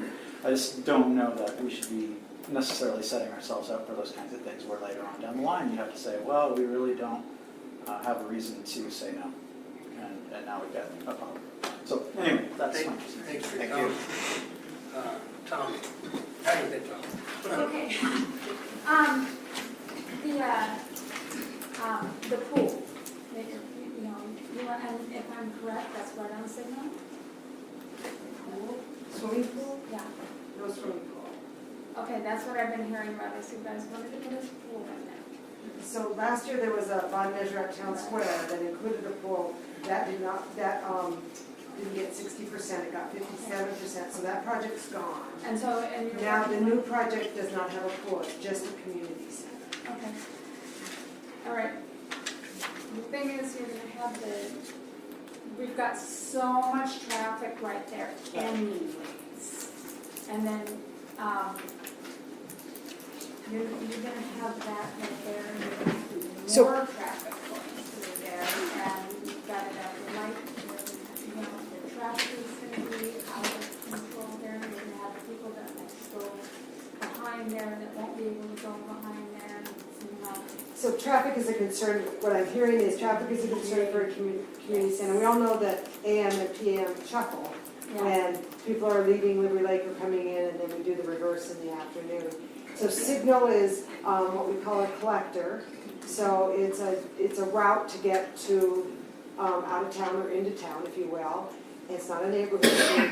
And so one of the things that we're looking at is improving our circulation in town by putting a traffic signal there. You know, pedestrian safety and the convenience of getting around town requires that we use Signal. Right now, Signal is unimproved at the intersection, so it doesn't function as well as it should. So we want to make those improvements. Does that make sense? But if you do a community center there, part of that would include a transportation look at parking and mobility and all of that. All of that would be reviewed. I just think it, you know, the way it is right now, it's, I don't know. If I may, It's just me, because it's open, you've already got the restaurant right there, The courthouse, yeah. And then you've got the little park right there. Town Square. And, I mean, it's just like if you build another thing, right, it's just gonna get all crowded and everything, and then you are gonna have all your cars there. Okay. if I may, in regards, we did a traffic study a while back. what? We did a traffic study a while back. And within that traffic study, we looked at both our population now and what it's going to be in 10 years roughly. Not to just include the residents, but outbuild with commercial and residential. So through that traffic study, we also discussed the idea, and it was brought up a little bit tonight, of expanding Harvard Bridge so people that want to get on the freeway would have that right lane, and the people that want to go straight. That's going to reduce traffic. With the project that's going on currently, there's going to be a free right arrow, a light, so people know when they can turn right, because you get people that sit there and they're not sure if they can go or not. So that's going to be part of that expansion as well, so that's going to reduce traffic. We're also going to have a free right-hand turn off the freeway. So we're doing a lot of things now for that growth, okay? So we are trying to plan ahead, be forward-thinking with all the different things we're doing. So I wanted to make sure you guys understood all the different things we're doing with Liberty Lake Road, because that will reduce that traffic dramatically. Okay. Okay, any other yellow cards? Oh, then, I got one. Danette, you can call me. Danette, DJ. I really appreciate the information here as it relates to the land use and planning. And I do value what the Mayor Pro Tem said about perhaps coming back with us and letting us know what is the requirement for our city, that we have how much multifamily housing, and have we reached that threshold? And if we have, then we have other considerations on what we place in these open areas. I think what is also perhaps really good, and I'm not sure how the city makes its determination on the style, because we are going to grow, that's inevitable. And at 25,000 people is certainly not huge. And unfortunately, if it mandates that we grow principally by rooftops, we may have to. My question is, have you also thought of, as you grow, because I find Liberty Lake to be a very nice area, but you just have houses, and then you have what I call a metropolitan city neon sign area. You know, you've got the Mickey D's, you've got Carl's Jr., you've got all these neon signs, gas stations.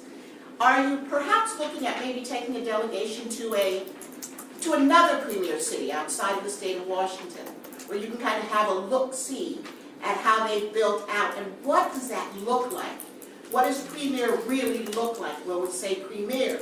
And if you were to travel to somewhere like Sausalito or Marin County, or Tiburon, as a delegation, perhaps a few council members, your city administrator, and some city residents going out to kind of look at what premier really looks like, and then bring that back to the table and have your architects present that kind of picture where it's like awesome when you drive into the city.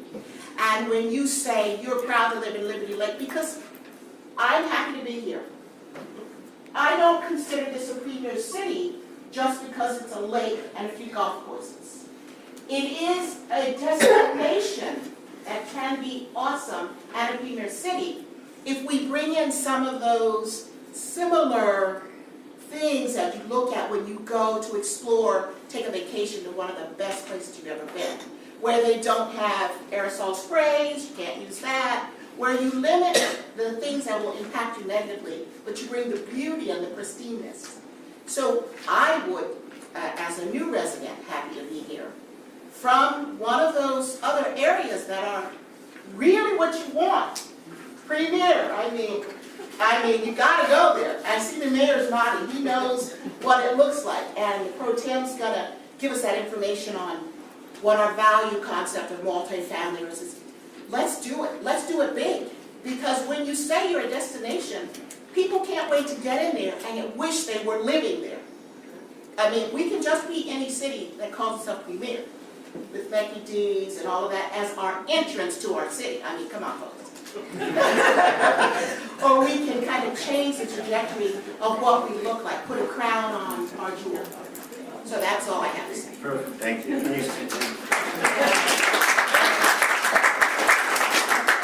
I just, DG, I have to address this. I have to address it. Mayor Condon and I are frequently in conversation. And Mayor Condon says to me, he says, Mayor, half my cabinet lives in Liberty Lake. And I always say, well, the other half wants to. I take your comments, and again, you know, premier means clean. Premier means having the appropriate amenities to service the people that you have. Premier means wonderful people. Not just people, but wonderful people and connected people.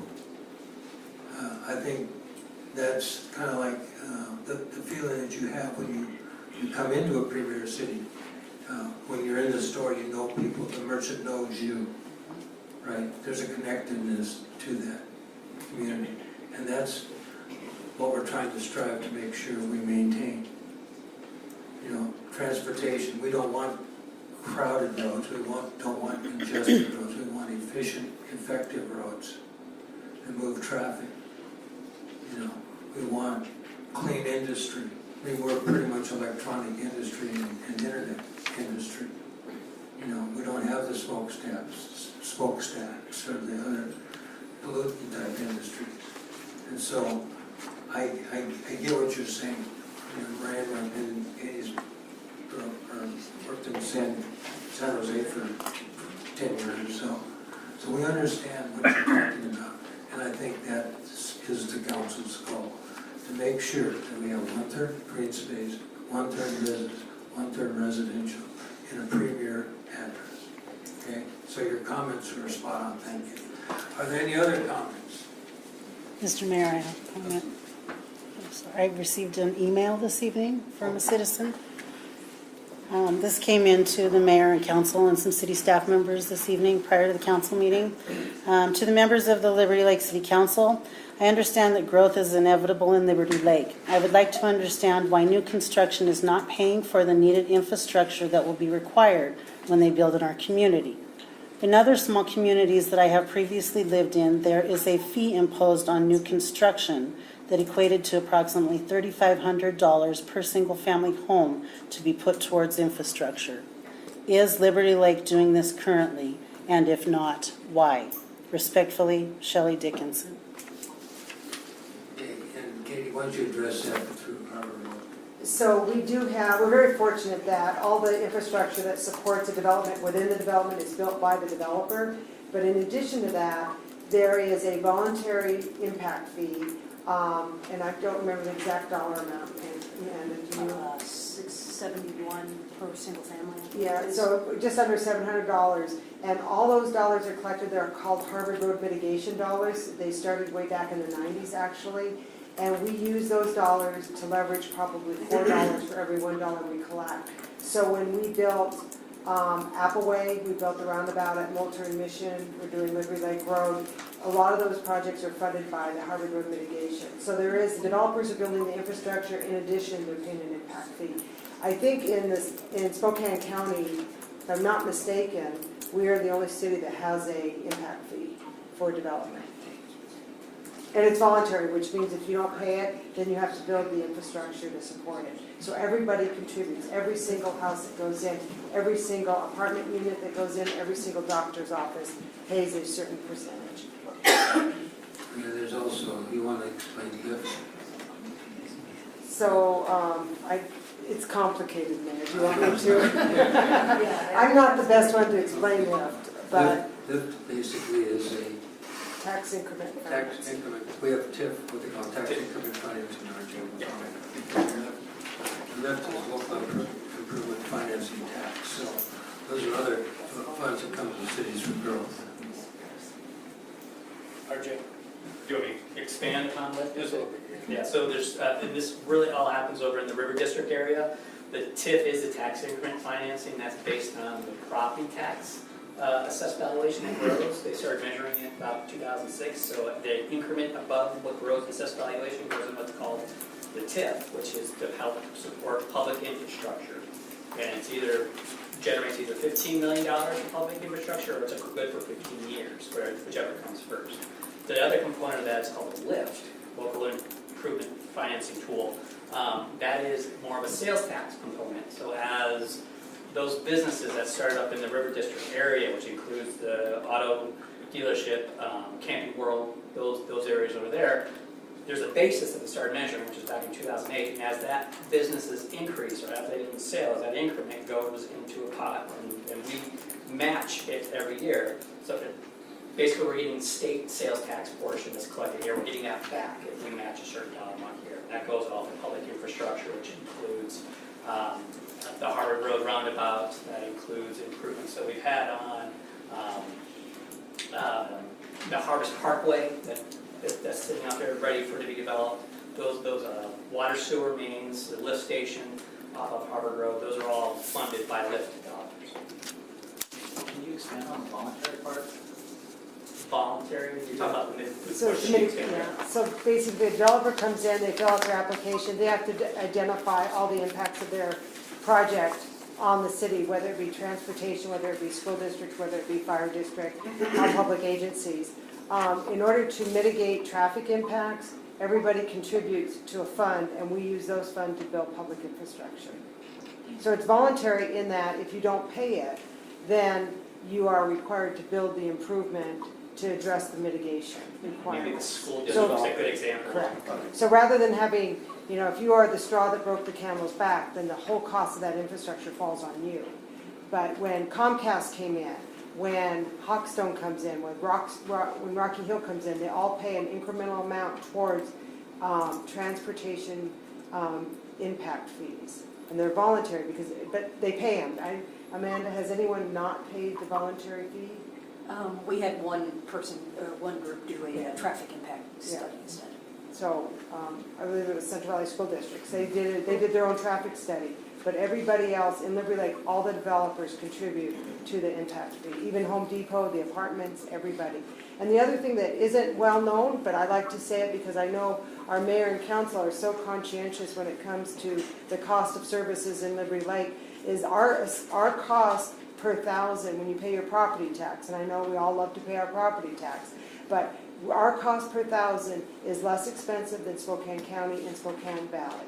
So if you live south of Sprague or west of our city, your cost per thousand is more expensive if you live in the valley or the county, correct? Correct.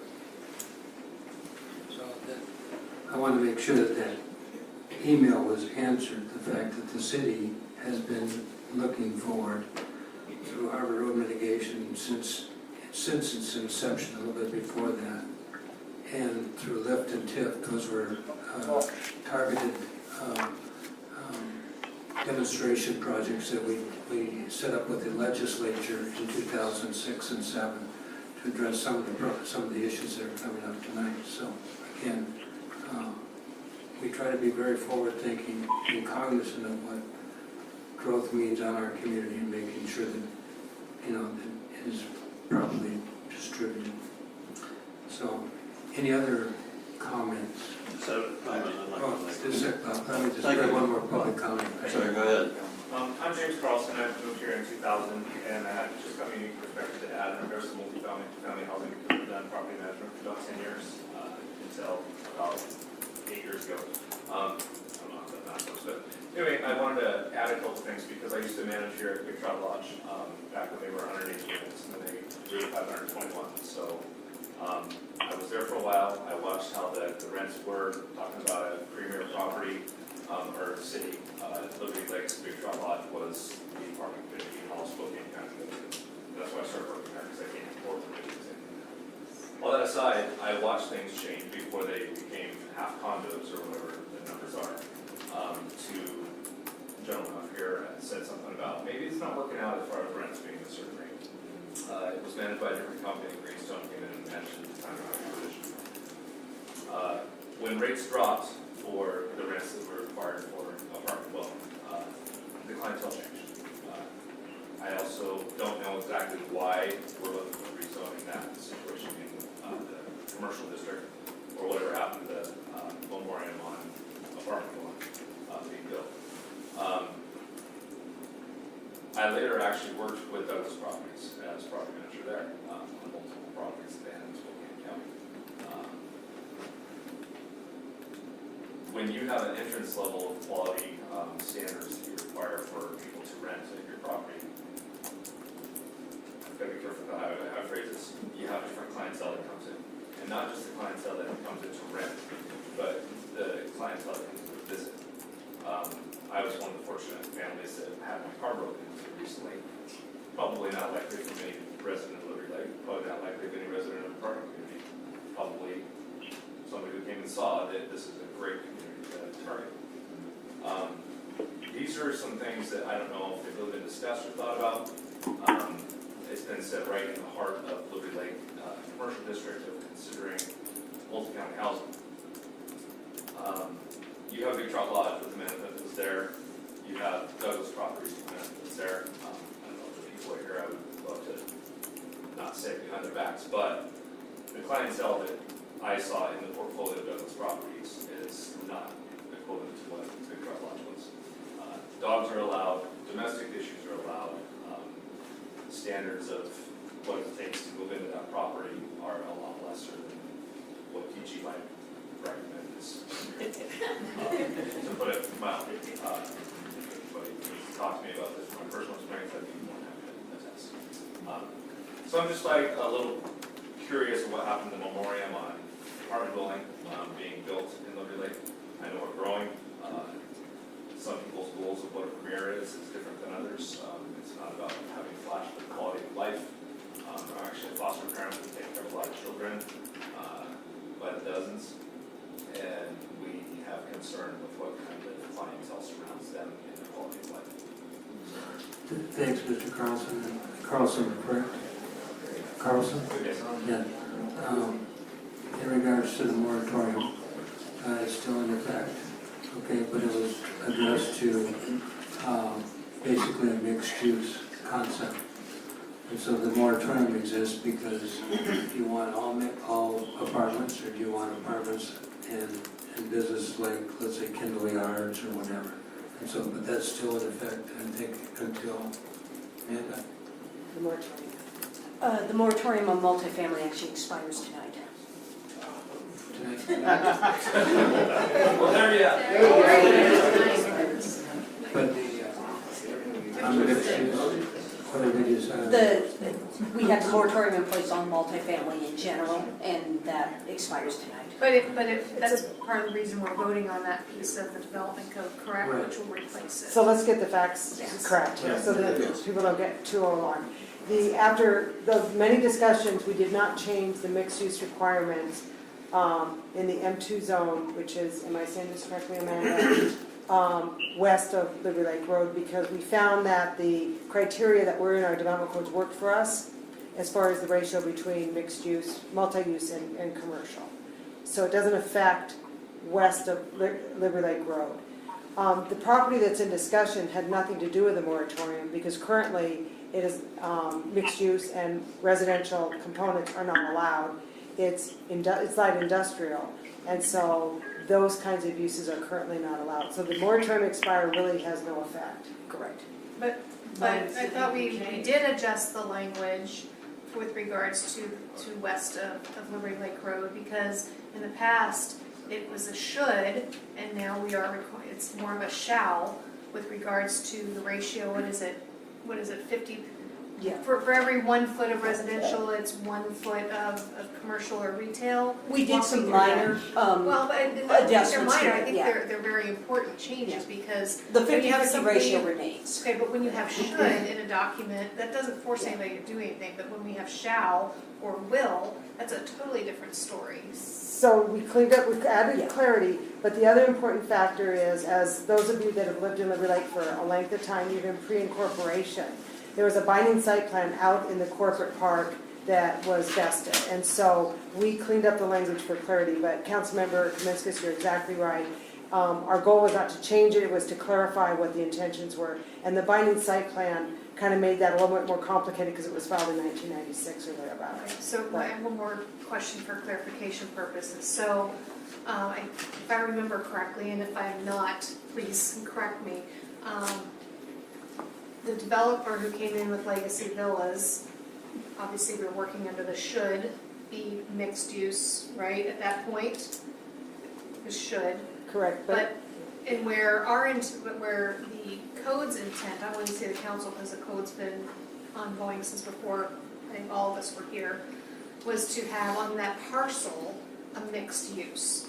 But wasn't their argument that, well, there's an equivalent amount of retail or commercial space across the street, and that's why we're okay just building residence? Correct, so basically what happened back in the mid-90s, when Home Depot and the strip retail was built, they built the commercial, and in their binding site plan, they were getting a 50-50 ratio between residential and commercial, which included the Legacy Villas. And so that's how they were able to build Legacy Villas without additional square footage for non-residential. Okay. It was because the non-residential had already been built. So going forward, it's still going to be for the larger area and not Yes. parcel specific? For the corporate. Okay, and that's because the owners are already vested, and Yes. if that changes, we open the city up to a lawsuit? The corporate park is approved as a whole with a 50-50 mixture. Anything outside the corporate park, we have to look on the individual project basis, so each application for the 50-50 But mixture. again, my point Yeah. being that since people already own that property under the current rules, and it's for the park area itself as a whole, if we would try to change that to something different, We could be up for challenge. could open the city up for a lawsuit, so. Short answer to that is yes. Thank you. That's nice and short. Just want to make sure. So to kind of give another short answer, the fact that the moratorium is expiring tonight is of no consequence to the decision about changing light industrial to a mixed-use type development. Doing that or not doing it. Have we looked into, or can we look into, I do have great concerns about what's been brought up tonight, specifically to your comment. Have we looked into, or can we look into what our abilities are to restrict the reduction of rent costs and what is allowed in the city?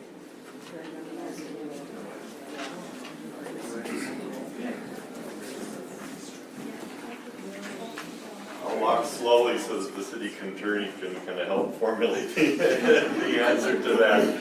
But in response to your question, there are a number of constitutional issues that we have to consider as we're discussing land use.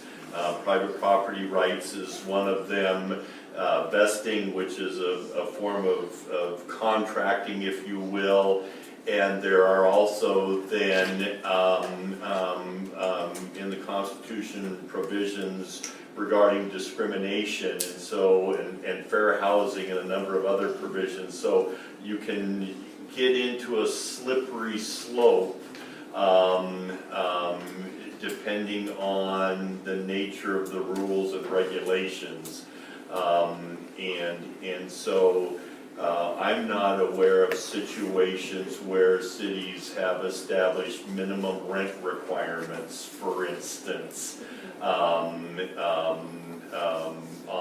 multifamily housing and things of that nature. I think gets into I would defer to the city attorney, but my understanding is that could be problematic from a number of constitutional.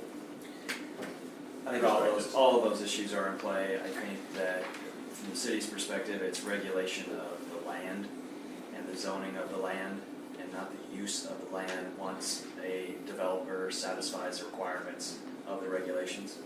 So to answer your first question, those have been looked into, not specifically because we knew that there would be a number of issues relative to that. And I would recommend or suggest that type of action. That's all I need. So the reason I asked that question, there's a specific rationale behind that, so that the audience could hear the response to that, okay? That is why we are specifically looking at trying to find that balance between commercial, residential, and green space. We are very restricted on what we can and can't do, okay? So I wanted to make sure that everyone was aware of that, the answer to that, and what's been going on within the city, of what our abilities are as a city and as a city council. If I could add, go ahead, and then I'd like to add a comment if I could. I was just going to comment that, good part of that is, we can't operate in a vacuum. In 1990, the state of Washington passed the Growth Management Act. The Growth Management Act gives guidelines, it establishes guidelines for how the state and how municipalities within the state are going to be developed. And we have to follow those guidelines. We can't just go willy-nilly off and do anything we want to do.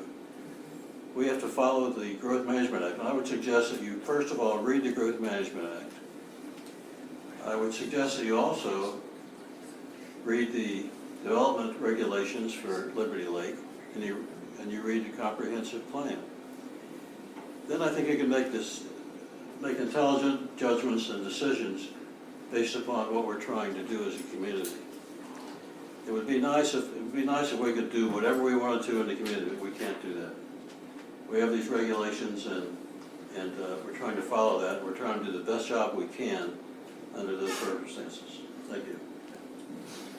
Councilmember Brickner, one other thought that occurred to me in a previous discussion before both the city council and the planning commission. We did an analysis of the land within the city limits, and there's a wonderful map right behind you, but I noticed sitting out in the audience, the glare makes it a little bit difficult to see, but on the map, you can see the areas that are clearly developed, and there appears to be a number of areas that are vacant. What's interesting is that although they appear to be vacant, many of them have approved development plans because Liberty Lake is a master planned community. And so in contrast to other communities where you see a little bit of building here and a little bit of building here, there were large tracts of land that submitted development proposals with the notion that they would be developed over time. Greenstone is an example of that that's going on right now. So of the land that is zoned residential in the community, although there appears to be vacant, there is actually very little vacant land in the city left. There's a little bit of vacant land that is in a mixed-use zoning designation that you were just discussing that is over on the west end of the city. But other than that, there's quite a bit that's been spoken for. So depending on your perspective, that's good news and bad news. You can look at the map and you can see and visualize what Liberty Lake is going to look like 5 years, 10 years, 15 years from now because of topography. The area is not likely to change, but the amount of land that is vacant is actually much of it is spoken for. So in regards to this topic, if you have further concerns, further questions that need to be answered, you can obviously email the city staff. We are going to have that meeting, I believe, on June 11th, if that works. July 11th. July 11th, sorry. My dates are getting mixed up. So July 11th, if you want to come to that meeting and express your concerns or comments about how you feel about the projects, just understand we are very limited on certain things we can and can't do. 7 p.m., is that 7 p.m. time work? Okay. Okay. Is there any more discussion or closing? Yeah, go ahead. I just wanted to respond. I'm now the manager. I oversee Big Trout, so good now to come here, so I don't have to do that. My name's Bill Prince. I'm a resident of Liberty Lake. We moved in about the same time as Amy Lou. In fact, we know each other and watch each other's kids. She's an amazing lady. And we felt lucky. I think we felt probably what we're feeling now, that 20 years ago, they're like, geez, should we keep growing, or is people still going to move in? And I'm so grateful I got to come in, and my kids, I got 6 kids, and I'm so glad they're at the school. But it does concern me a little bit that we're trying to wink, the bad elements coming in. That's not how it works. In multifamily, I oversee 23 properties. One is Big Trout. I have several that are with the Douglas property. They're great properties. There's just no money in not maintaining them and keeping them at a high level. And these owners are business people. And the Big Trout, for example, 40% of the people that leave Big Trout is because they bought a house here in Liberty Lake. They want their kids to be in Liberty Lake. They want them to be here. They don't want to have to move them in a year and a half when the houses are done. And so it provides a great service for them. This great officer that we just, signed in earlier today in this meeting. Are we saying him and his fiance can serve us, but they can't live here because, we don't want multifamily? I think we're just going down a slippery slope. I love the council that the thirds, the way it's broken up. I can tell you that most developers, they pencil it in. Spokane as a whole has a real shortage in affordable housing because everybody is realizing the money is keeping the rents high. They're as high as they've ever been. They're continuing to go high. Many people in Big Trout are paying more to rent there than to have a mortgage. So if you're concerned of the bad elements coming in, it won't. Well, I'm not going to guarantee anything, but we have a very strict way in which we screen people. It's all through the state, through fair housing. We just got to be really careful that we don't just make ourselves a community of exclusive. We got in a club and now we want to shut the doors on the club. I really think that's a dangerous place. And my kids love their teachers. A lot of the teachers live in the apartments. We got great people that work at all the factories here. Well, part of the traffic is because they don't live here. They got to drive somewhere else. if you see the trends in Portland and Seattle, most of the millennials are moving into apartment complexes because there's better amenities than what they can have at their house. They can have experiences and have better walking scores. So what if some of the people that worked here lived here? You know, they didn't have to get on the road and drive. I think there's better options, and I hope that on that meeting on the 11th that we can kind of discuss both sides of that for that whole thing. Yeah, and I want to make sure it's clear, there's no wink about this. I lived in Big Trail while my house was being built, and it was a great community space to live in while my house was being built. So I loved it for that, because we still lived in Liberty Lake, and we moved here for a very specific intention. We are very concerned about that balance of having that third, and we want to maintain that balance. And that's our council's concern, and maintains our concern. So thank you. One more.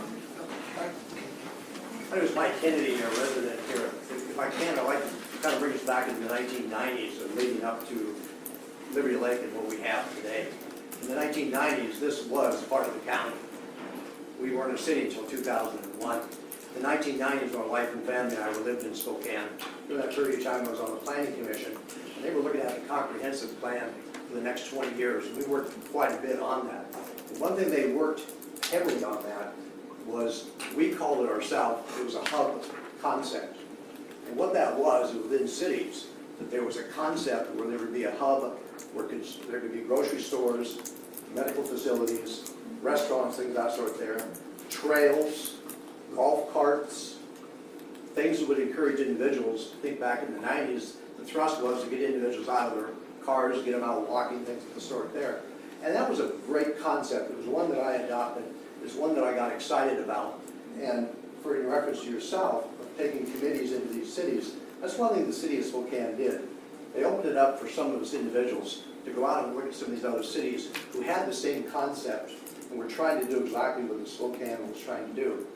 Cities at the time was Seattle, Portland, Eugene, Salem, Medford, and Northern California. And the challenge was when I personally went to those cities and met with some of the council members, some of the police, especially on the planning commission, they all loved that idea and they wanted to do that. The challenge was they were already developed cities and they didn't have the space. Spokane was already a developed city and didn't have the space. But there was one area in the county that came up that would work. That was Liberty Lake. So before Liberty Lake was a city, it was a community. And we actually got in our cars from the city of Spokane, drove out here, walked the trails, looked at what this could be, because in our meetings, this is what we envisioned. This was the concept. This was the beauty of what the city of Spokane, Portland, Eugene, Salem wanted to do. But they couldn't do it because they didn't have the space, they didn't have the time, they didn't have the people willing to put the effort in. That was one of the reasons we chose to live in Liberty Lake, because we became so impressed with that. We thought, well, that's what everything that we have. Now, it was great in 2001, it became a city. Since then, being involved in the city, we have one advantage going that the city of Spokane did not have. And with the planning commission, we had good staff, we had everything. We didn't have a Greg Dorn come in with his expertise and help us out. And by God, you know, we didn't have an Amanda with her qualifications that boom, boom, boom, boom gives us the information. We didn't have a city council at the time, in my opinion, and many others, that were trying to look, how do we expand with this? Because Liberty Lake has the room to expand. The critical thing was, can we control it? Now, all the years on the planning commission, all the years of sitting at meetings and going out to community centers, there was not one time we had as many people as we have in this room tonight. I'm impressed with that, because think about this. Spokane's 160-some thousand people at the time. We could not get 1/3 of these kinds of people to show up. Here we are at 10,000 people, and look at this room. Compliment yourself and realize, because you come forward, because you speak out, it encourages these individuals, and Amanda, Greg Dorn, Katie, to do what we want and to be able to expand here. And I think we can do quite well with that, because of this involvement. So with your mind was, it is a good idea to go to the cities. and to be able to see what they tried to accomplish.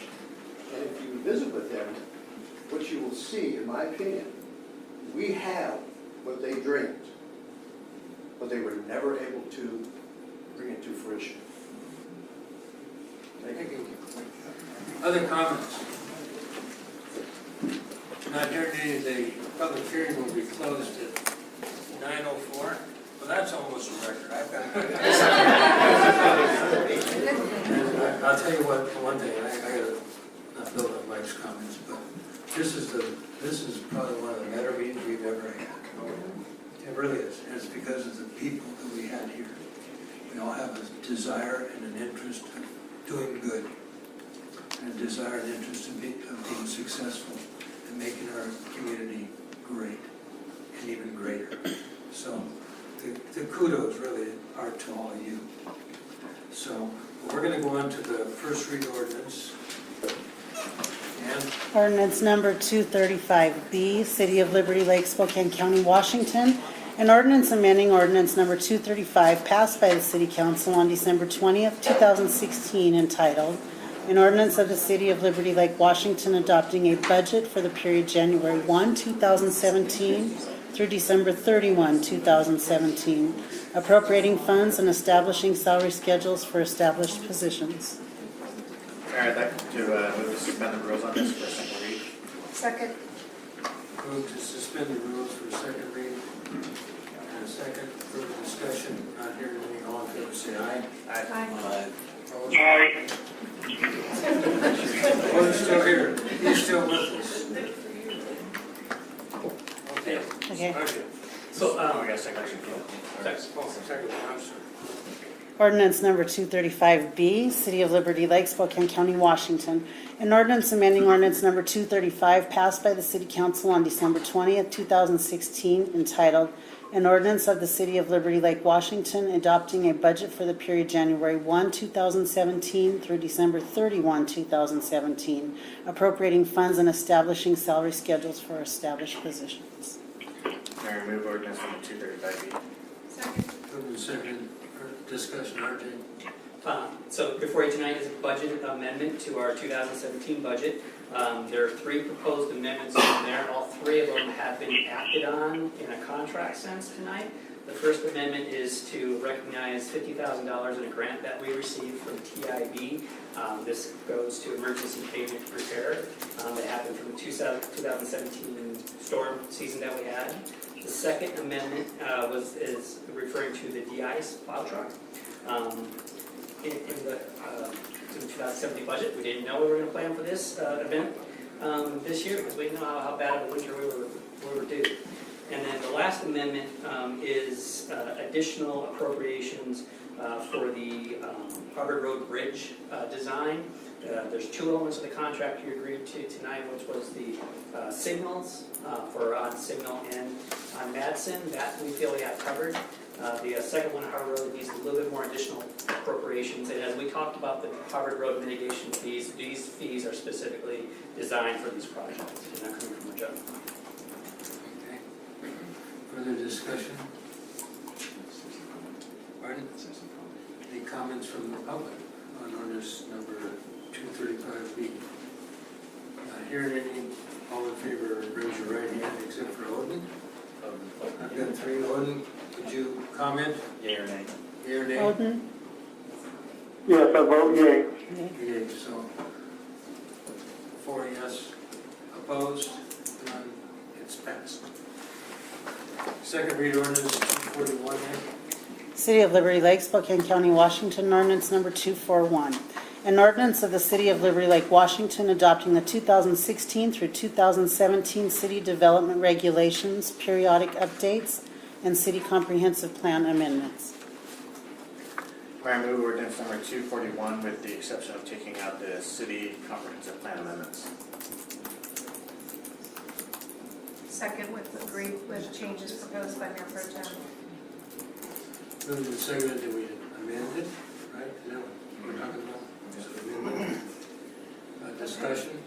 Well, yeah, lots of discussion. Yes. Great. Yeah. Mayor, just real briefly, then I'll defer to your discussion and any questions you might have. The motion, as you framed it, would remove this item from consideration, and if you were so inclined, we could reschedule that and have a further discussion on that item at the July 11th meeting at 7 p.m. All the remaining items have been reviewed and recommended for your approval by the Planning Commission. They vary in the nature, such as item number 7, which would prohibit any new marijuana facilities in the community. Item number 6, which would prohibit RV parks, mini storage, outdoor storage, and then another example, item number 14 says all new lighting in commercial buildings will be shielded and downward facing. So there's a variety of items here, but if you were so inclined and did take action on those tonight, that would satisfy the requirements of the law to review and update the comprehensive plan. There would be no question about the city's ability to submit grant applications, and that would be satisfied. And it would allow you time then to have the ongoing discussion on this. And if you were so inclined to identify any other matters that you wish the Planning Commission to review and evaluate in the future and bring back to you. So it would, that motion would accomplish a lot if that's the path you wanted to go down. But at this point, I will stop and the floor is yours. Mr. Attorney, any thoughts from your standpoint? Mr. Mayor? Oh, Houghton? Yes. Houghton? Yeah, so what's the purpose of the request to take that part out? This is the comprehensive plan land use category, freeway, commercial, light, industrial.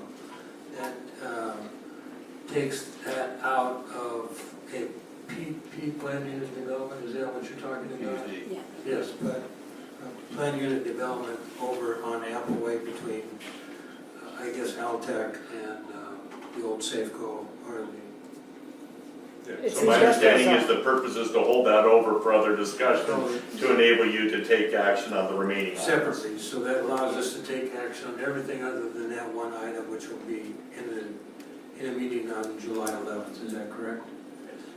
Does that answer your question, Odin? It does, sir, thank you. Okay.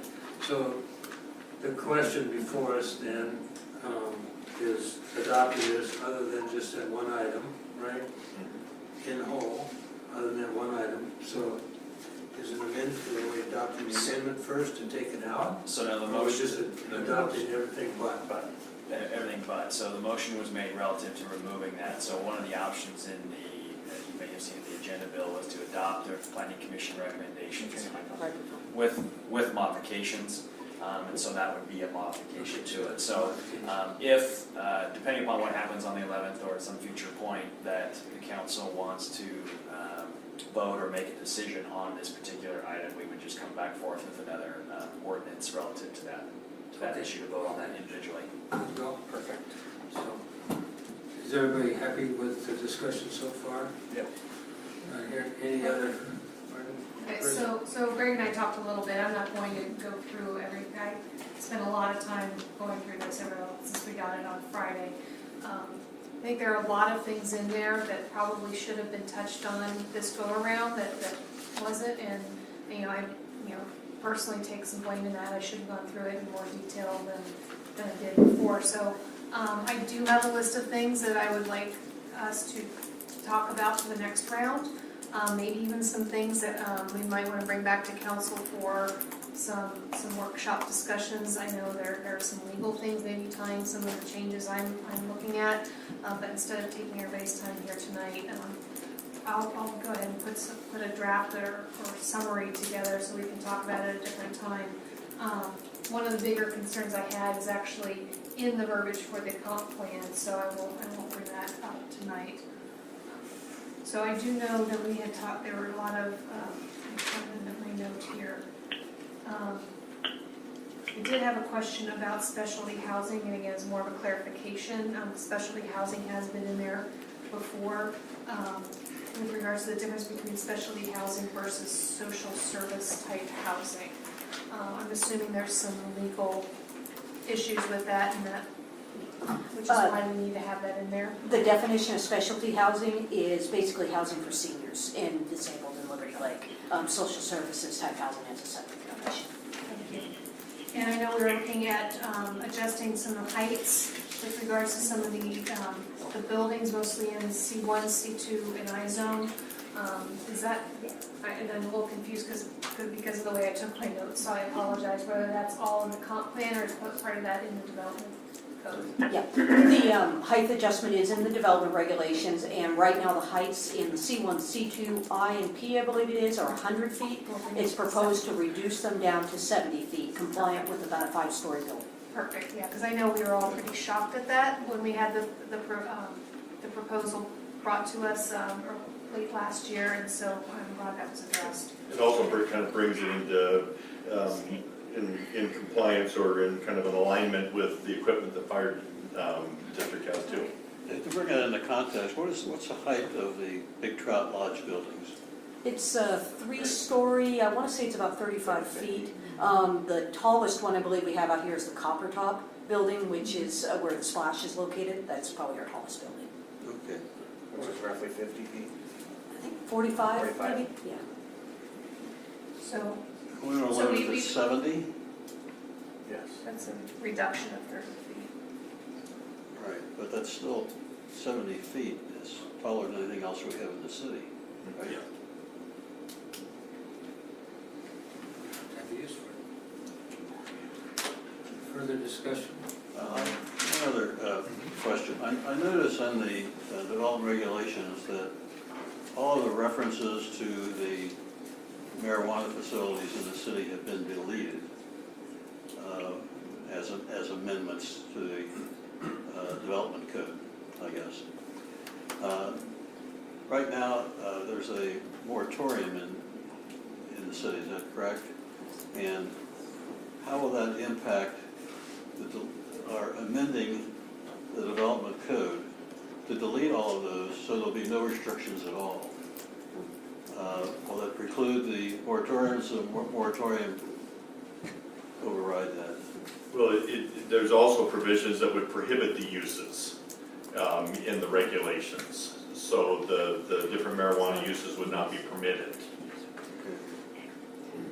So the two go together. So as worded right now, Bob, in the proposed for ordinance 241, there would be no more I-502 marijuana-related uses in the city of Liberty Lake other than the one vested one. The moratorium could continue forward as long as you want until it expires, which I believe is August, I think. But It's not a permitted Yeah, use in not a Liberty Lake permitted in use. any land use zone. Yeah. In the I way it's just wanted to make sure that we weren't amending this to do away with those restrictions. And, Well, we pulled them out because it's no longer permitted at all. yeah, I understand that. Okay. Any other further discussion? Not hearing any. Part of the public comment, any public comment on this? Just one question, what's the difference between the ZTA number 1 and the CPA number 1? Both mentioned in the C2 zone, how do those two? Do you want that, Greg, or do you want me to? Sure, yeah, I can,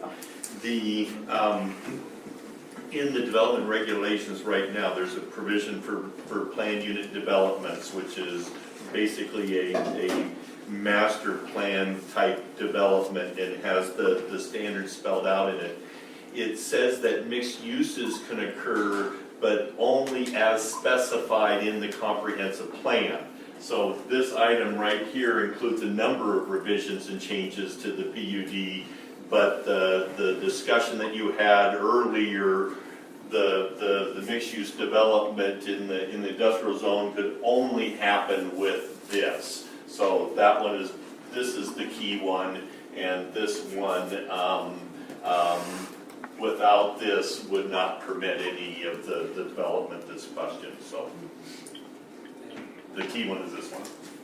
I think one thing that still jumped out at me in reading through this, it still baffles me that we have minimum density requirements in certain areas, but no maximum. And the fact that we have no maximum is a huge issue for me. Actually, most of the zones do have a maximum, and one thing that was brought up through the Planning Commission review was, since PUDs are allowed in the various zones, they felt there might be a gap if it ever did go into another zone, if it was allowed, which as of now it won't be. And so we actually put a maximum net density in the PUD standards as well. And so if you look at the PUD standards, I believe the way it's worded is that the density is specified within Chapter 2. However, provided the net density shall not exceed 31 units per acre. It's on page 4-63, section 104E6, under density. Remember what I said before? All right, Google. So, pardon me,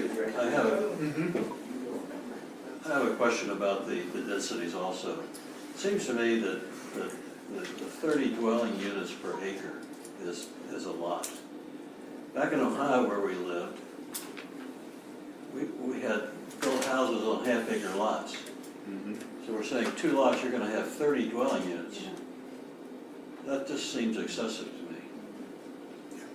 And that's a matter of policy and perspective. In some cities, you'll see multifamily developments with 48 dwelling units to an acre, 72 dwelling units to an acre. So that is a matter of perspective on what's too much and what's not enough.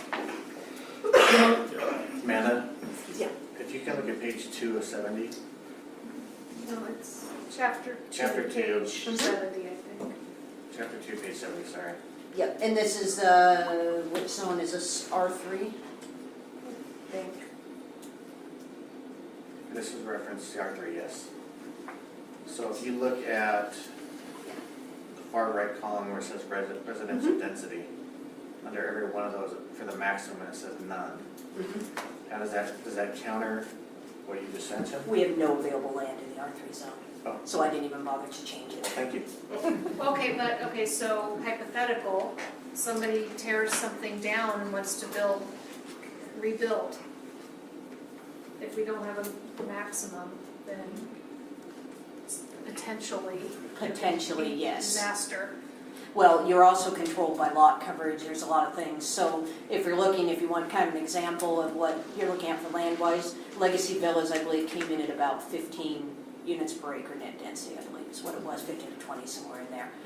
And so you're controlled by the land too. Okay, I think that's probably something we probably want to look at For going the forward, future. because I know of a case down near the lake, I know there's a property owner down there, I don't remember the specifics, somebody may have passed away, and the people who inherited the land, this is county, were able to subdivide it, much to the dismay of many of the neighbors. So those are the kind of things I think we need to think about now. Granted, most everything in our city is fairly new, compared to down by the lake. Yeah, I think the goal being, Yeah. we want to try to be forward thinking in our decisions, and we don't want to be caught with our pants down in this process to say, oh man, we should have done this and put a maximum because something that came up that we didn't plan out. So for the docket, for every zone, you want to ensure we have a max net density in the future, okay? Yeah, I think that's a real good point. It may not be start to see infill development or change in development today or tomorrow, but maybe the next day, the day will come, and I think that's good direction. Thank you. Okay. Further discussion? I just want some clarification on the PUD designation. Is the PUD designation a zone, or is it a land use, or is it both? It's kind of both. It's a hybrid. It's one of the funny-looking golf clubs. Is it a wood or is it an iron? It's kind of a hybrid. It can be within a zone, but then when it's applied, it really kind of creates its own standards. But it's intended to encourage innovation, and it's intended to encourage additional amenities like open space, public art, and other kind of things to kind of enhance. Going back to that notion of premier development, it's a way of kind of going above and beyond what the normal development standards would provide. Okay, so I guess my point is that it's just a vehicle. It's really not a land use or zoning change. If we have property that the developer would like to utilize the PUD vehicle for development, that he can make an application to do so within whatever zoning it is that correct? Yeah, in any of the zones, and I think it is it every zone of PUD? Every zone with the exception of the public zone and the open space zone Yeah. has the use of planned unit development. So a practical matter, all the zones. But it has to then be, a proposal has to be evaluated on the merits, has to be public review and comment, and it has to meet standards. Meet or exceed standards. Right.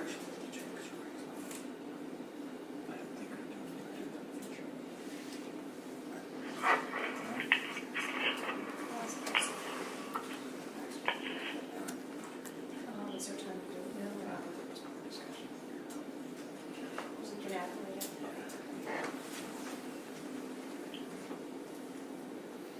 Any further discussion? Not hearing public comment? Any public comment? Not hearing any, we're going to go forward with the vote on ordinance number 241 as amended. All in favor, raise your right hand. I count three. Odin? A vote in favor of. Okay, so we have four against, nobody. Okay, it passes. Mr. Mayor, if I could note, for the record, this is another significant milestone for the city. The city has completed its review and updated both now its comprehensive plan and development regulations. You are in compliance with the requirements of the Growth Management Act. The changes that you approved tonight all respond to specific situations that were raised and reviewed by the Planning Commission. And through your motion tonight, you allowed yourself some additional time to continue the community discussion and dialogue. And so congratulations to you and to the Planning Commission and to Commissioner or Councilmember Langford and Abstentia. It is in fact a significant milestone and should be recognized. So congratulations. Real quick, with regards to our meeting on the 11th, do you think there's going to be enough room here? Or maybe we should look at going over to the public to the Liberty Lake Water and Sewer Building? We can look into that. So check, so how are you gonna notify the community on that then?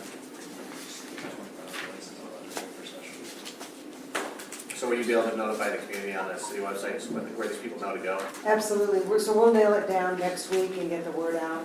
So that we'll try to get the word out before the 4th of July. And then maybe put a sign on the door in case people do come here. Yeah. Please. Put it on a public message. Yeah.